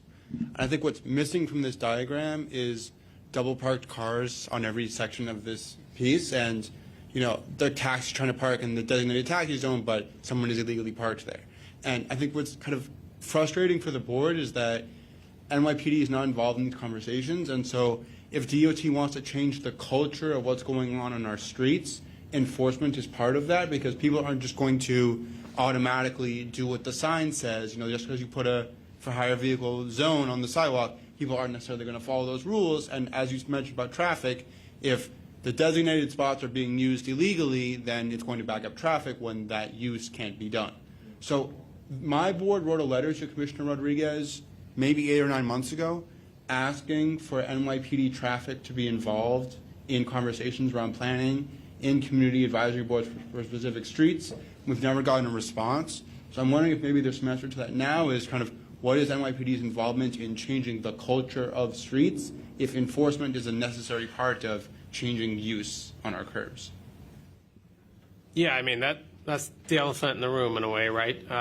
Is that all of these things need compliance or enforcement. And we discussed this multiple times with NYPD. We'll continue to be in working with them to target enforcement to where we see the biggest problems. I think something you alluded to at the beginning of your question is that it is so widespread that it is hard to really target it. It is a cultural shift that needs to happen in some way, which is not an easy thing. So I think that's going to be the hardest part of this. I mean, there's just no way around it. And I think technology in the long term can help us with some of this and better informing us on where to target enforcement. But it's going to be tough, and that's the biggest problem with a lot of these things. I mean, I'll acknowledge that right now, and a lot of the loading zones that we've put out there, yeah, I mean, it's only as good as it being available for someone to use. So there's a lot of work to be done there. I know NYPD, wants to be involved in that work, and we'll be working with them. But I mean, yeah, other than that, all I can say is that that's the big challenge here with this, and we recognize that and think about that every day. Thank you. Robert, Community Board 4, followed by Ken, Community Board 5 to close. Thank you, Madam President. Couple of things. One thing, to reemphasize about the you parachuting in with the city bikes. Most of them have never been told, and we've really found a total disrespect for us to even engage to see where and if. Also, as was mentioned, the empty, for us in our cases, for us to regain parking space back is the empty city bike spaces. Sometimes you see they're empty for the longest of time, and there's a 4 or 5 spots that could have been, could be retaken and reused. That's one thing. Another thing is with the numbers you have for the ownership here in the Bronx. On Sundays, on the way to church, we played a game. Count the out-of-state parking plates. Okay. In the 5-block walk to the church, I have counted up to. They think I won the game one day, or my daughter did. Counted up to 7 different states that were represented there. Do you count those in? There are more cars, there are more vehicles than registered here in New York State. So we do have a lot. We have a lot of my neighbors that register their vehicles outside of the state. Another thing is with congestion pricing. As George pointed out, he had a hard time finding parking. CB4, right here, we're in the midst of you can either get to the east side or the west side here by train. Thank God. What a luxury we have. Now, the issue is people coming in from out of town or coming in further and finally dropping off their cars here for them to jump on the train over here because to avoid the congestion pricing. What do you plan to do for us then? Because it's coming. It's here. Right now, we already have the issue of possibly we would like some residential parking just because of the issue of the Yankee Stadium. You wouldn't believe what some of my neighbors go through when the Yankees are playing. Like, forget it. They just can't park. They just can't park. Okay, then? So with that, please keep that in mind. Any information you can come back to us. We're very interested because it's going to be hell. It's going to be hell in my neighborhood here. Okay, you think George is going to have a hard time now? Forget it, man. Just wait for a year from now, see where he's going to park. I think you're going to have to give up the car and just come on, grab an Uber, something to that effect. Okay, then? Thank you. Do you have any response before I get to the next question? So I just wanted to say that at least for the city bike portion, we can come back and give you information on ridership details, on utilization, and then in terms of congestion pricing, that's also something that we'll come back and speak with each of you about what our plans are going to be as we get closer to it.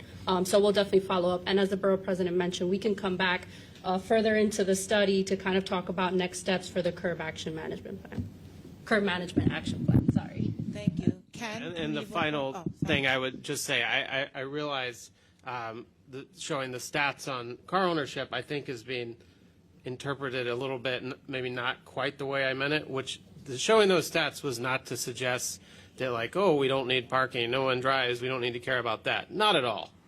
What it was to show is that for a huge chunk of the population who does not drive, it is important that we consider how they get around as part of this. So that was all it meant by that, was not to dismiss drivers. So I just want to make that really clear.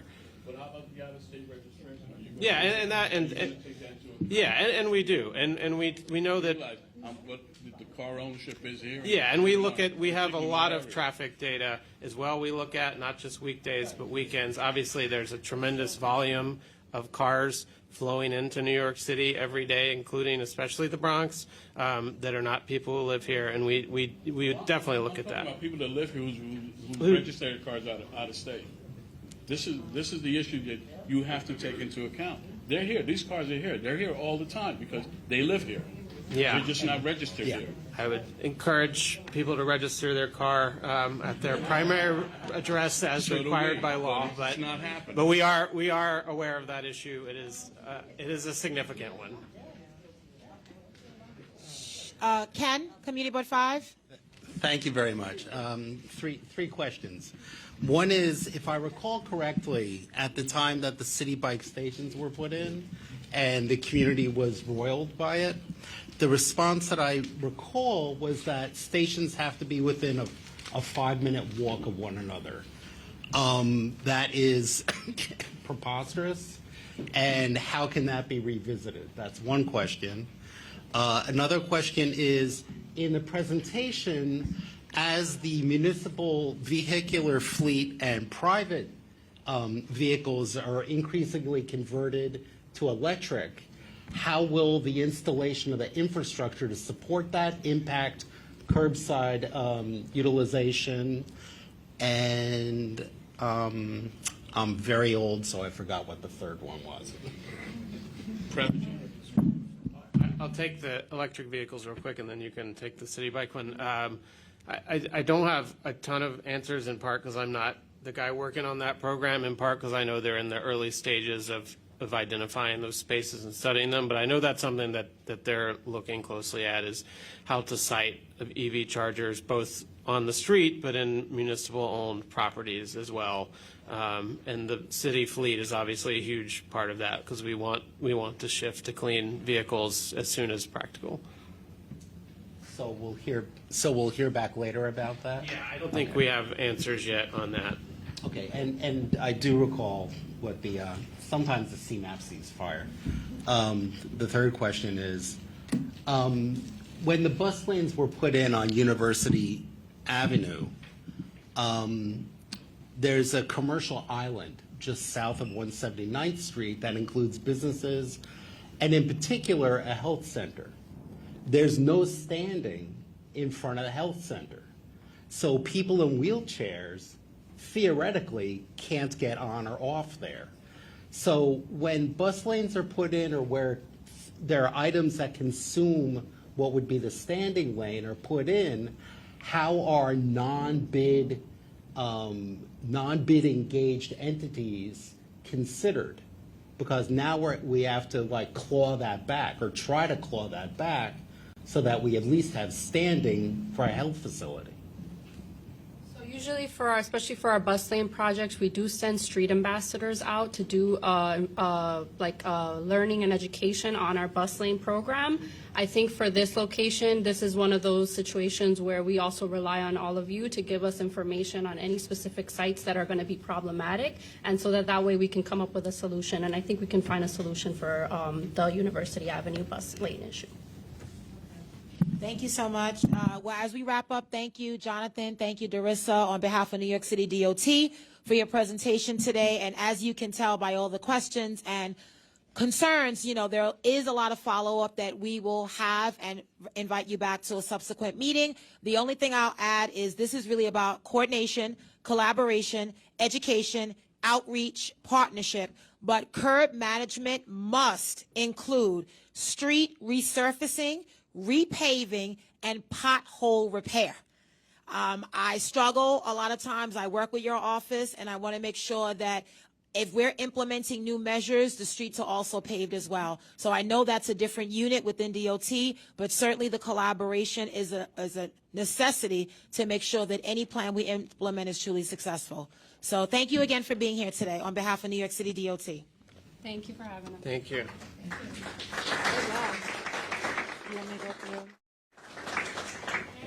I believe we have a few announcements. I want to recognize New York City Public Schools.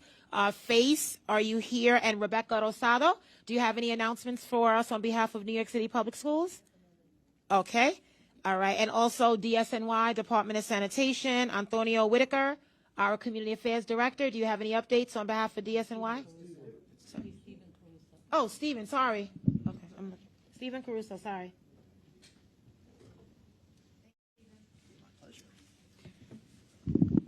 Okay, good morning, everybody. It's nice to see, good afternoon. It's nice to see so many familiar faces all in one room. A lot of folks I've met over the past few years, especially as we were on Zoom meetings, but it's very nice to be back to in person and having everybody all together. With that being said, I do have some updates for you. I just want to speak on some initiatives that we're rolling out or we've rolled out recently. One of which is very important, and we came to all the community boards to announce, was the change to set-out rules, which went into effect earlier this year. As you all know, for residents, placing bags out, it needed to be after 8 o'clock p.m., in containers 6 o'clock p.m., as well as businesses. So businesses, bags after 8 o'clock p.m., and if they wanted to set them out in containers, they could 1 hour before the business closes. Just to give you an update with that, we've had some success, right? So there are less rat sightings being reported, which is ultimately what we want. And to piggyback off of that, recently we announced that all food establishments and chain stores need to put out their waste in bins as well, right? So essentially the thought process is we have an issue with the rats and rodents going into the bags and tearing them open and going in there looking for food. If they do not have easy access to the food and there's not a buffet for them, then essentially there's really no reason for them to stick around. So this is absolutely a step in the right direction. While we're talking about waste and set out, we should talk about curbside composting, which is slated to come to the Bronx March of 2024. So we've already rolled out last year borough-wide in Queens. We're recently rolling out in Brooklyn. That goes into effect, as a matter of fact, next week, October 2nd. And we're going to be rolling out in the Bronx early spring of next year. So that's very exciting. We've made it easier than ever before. There are no signups required. Everybody's automatically enrolled. As we get a little bit closer, we're going to be coming out to the community boards. We're going to be doing outreach. We're going to be letting everybody know all the rules surrounding it. So we do have some more time before that actually happens. But it's on the horizon. It's exciting. And in the interim, for folks that want to compost, you may see some orange smart bins located all throughout the borough. We strongly encourage folks to use those. Happy to announce that we've taken over graffiti removal citywide, which is a program that I've been heavily involved in. I was the boots on the ground. I was the superintendent of the program with the rollout. And I'm just happy to say that we've gone through all of the backlog requests that we inherited. And at this point, we are removing graffiti from residential buildings as well as commercial establishments. So it is very easy to request removal. Yes. Although there is a process, right? So we can't just come on out and decide that we're going to start spray painting all the roll-down gates and cleaning them up. What we need is a waiver because it's private property. So whether the property owner signs off on it or a representative of the property owner, you can place a 3-in-1 complaint. We'll send a waiver to the property owner on file. Or if there are some particular properties that you want to expedite, what you could do is I could send you the waiver. As long as you have them sign off on it and send it to us, we'll upload it into the system and it goes into the cleaning queue immediately. So that's the easiest way to prioritize locations, if you can get us the waiver. But once we have that waiver, we go on out there, we clean it up, and we beautify the community and the city. So if anybody has any more questions on that, feel free to reach out to me offline. Everybody here should pretty much know how to get in contact with me. If not, I'll give you my contact information. And I will leave you with this Saturday, the 30th. We do have a safe event taking place in Orchard Beach. Those are the events that we have a couple times a year, whereas you could bring some materials that we don't take at the curb. So those are going to be paints and batteries and fluorescent bulbs, so on and so forth, as well as e-waste, too. So Is that lithium battery items, too, you could bring, like hoverboards and things like that? you know what? That's a good question. I have to find out about that. I've been waiting to bring it to you. Good question. Lithium batteries, I'm not sure. I'll find out, and I could get back to you.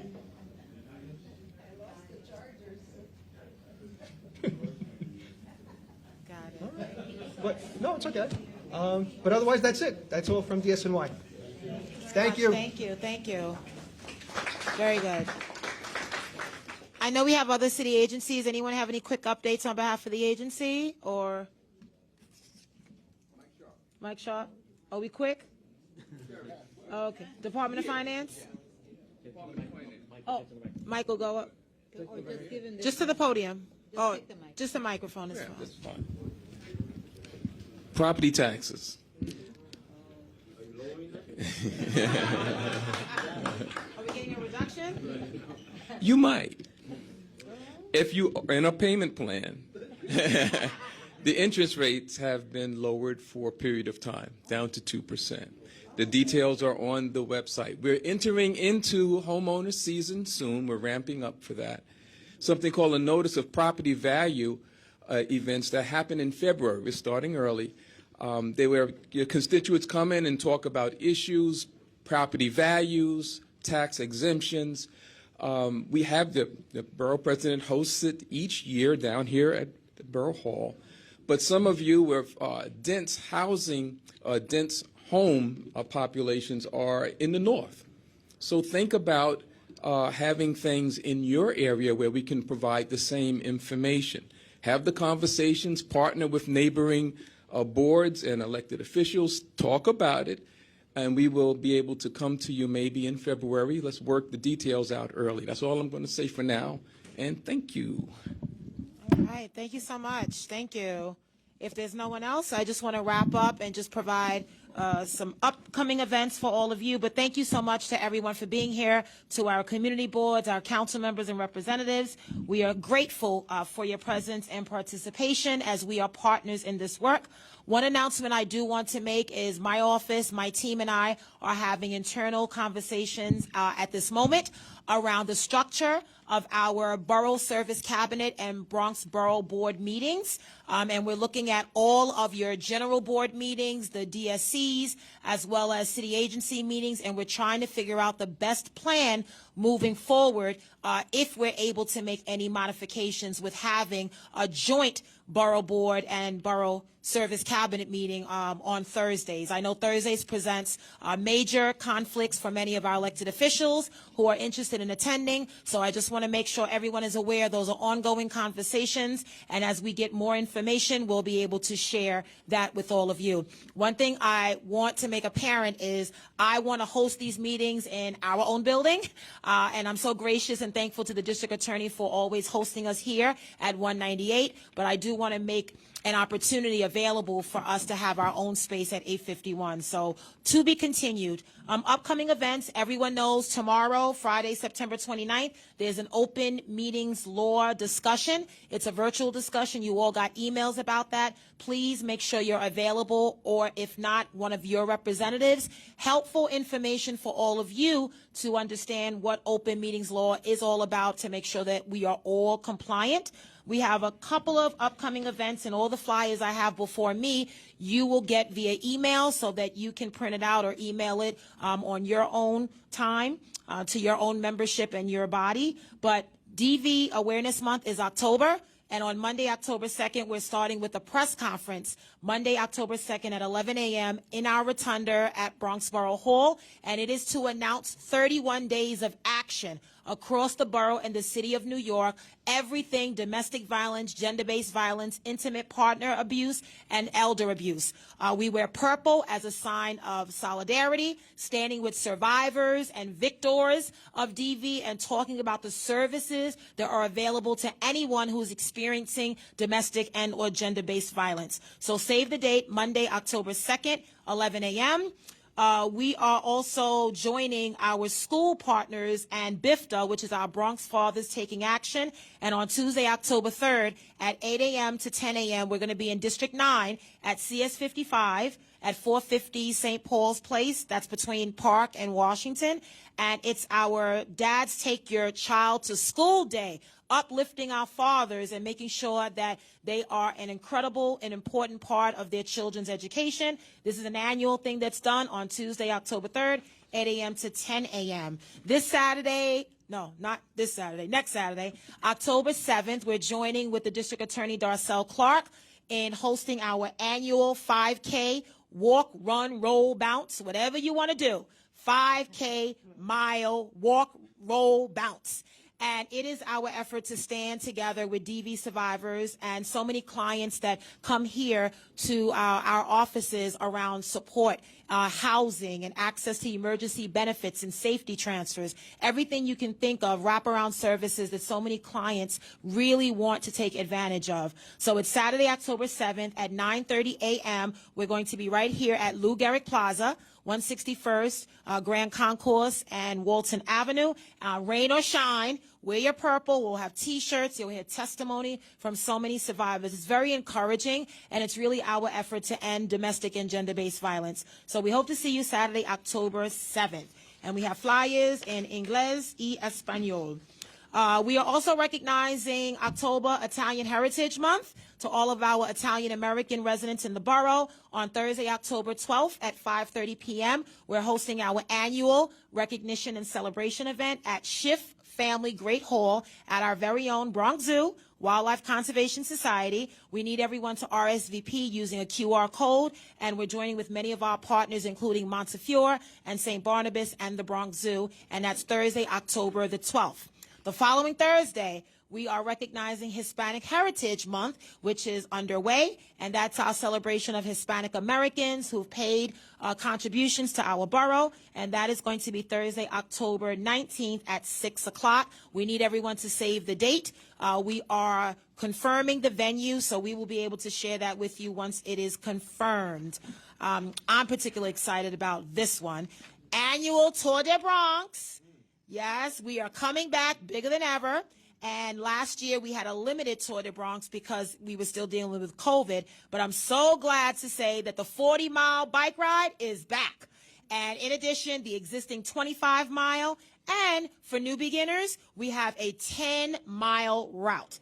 And we have added historic landmarks like Roberto Clemente State Park and other places to our route. And if I can do it, anyone can do it. I have not rode a bike in 20 years, and I did not prepare last year as I should have. So I was one of the last cyclists to finish. 6 hours, but it's okay because I finished. And that was my goal, to finish. So I I'm not doing 40 miles, not doing that. I'm going to stick with what I know, which is the 25-mile run. But if you think about what it means around health and wellness and reducing asthma rates and dealing with health disparities, this is an annual event. It's the largest free cycling event in the state of New York, and it's right here in our borough. And we've opened registration. There's a QR code. It's free, $99. Absolutely free, and we're asking anyone to sign up if you're interested. But if you want to help and participate and you do not want to ride a bike, you can help us volunteer. We will have checkpoints, we will have rest stops for you to use the bathroom, we'll have refreshments, and it's going to be an amazing day. It's Sunday, October 22nd, and we're going to start here at 161st and the Grand Concourse. This is an all hands on deck from NYPD, DOT, all of our agencies are working with us. We have checkpoints. We have a lot of things that we're adding to the route because we want to make sure that this is a beautiful space for us to be in. Tour de Bronx is great. We get a lot of participation from non-Bronxites. So I want to make sure this year that we raise the awareness. We have a lot of sponsors of joining us. So it's an annual Tour de Bronx 2023. And if you need any more information, the easiest website, ilovethebronx.com. Bronx Tourism Council, ilovethebronx.com, and you can get the information to sign up.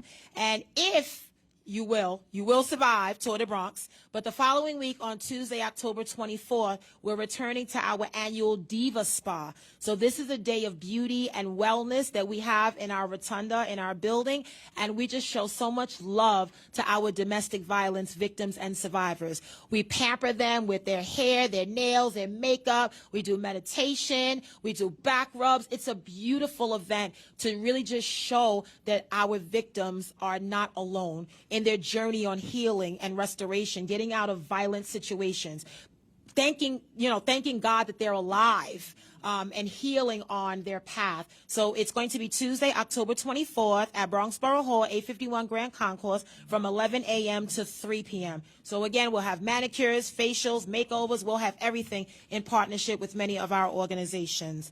And with that, I believe I am finished. Oh, the final thing. This is a good thing. As we close, we're celebrating our 1-year anniversary of the release of our strategic policy plan.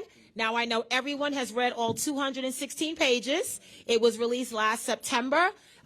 In pursuant to our New York City Charter mandate, every borough president must release a strategic policy plan every 4 years. This is our blueprint for the borough. This is our effort to transform this borough from economic development, pathways to college and careers, safe streets, education, higher education, climate change, environmental justice, capping the Cross Bronx, reimagining the Kingsbridge Armory, the work we're doing at Hunts Point Produce Market with reimagining the South Bronx, to the renovations at Orchard Beach, to the Metro North expansion, and every capital project that is before our borough is included in here. But we've also outlined new ideas, working with BXCDC, providing access to capital, loans, and grants for small businesses. You saw the announcement we made last month with Congressman Richie Torres, where we found $10 million of New York Empowerment Zone money that had been left on the table since the 1980s. That is not going to happen. We are not leaving any money on the table when it comes to supporting our merchants, our entrepreneurs, and our small businesses. So we just wanted to remind all of you that it's here, it's on the website. I have a few copies if anyone wants to leave with it. But again, I'm grateful to have been able to issue this along with our Deputy Borough President, Janet Peguero, and the entire team. So this is truly a labor of love, and I say happy one-year anniversary for our strategic policy plan. But again, I thank you all for being here. Looking forward to working with you. I hope to see you at next month's meeting. And now the official meeting of our Borough Board is adjourned. Yes.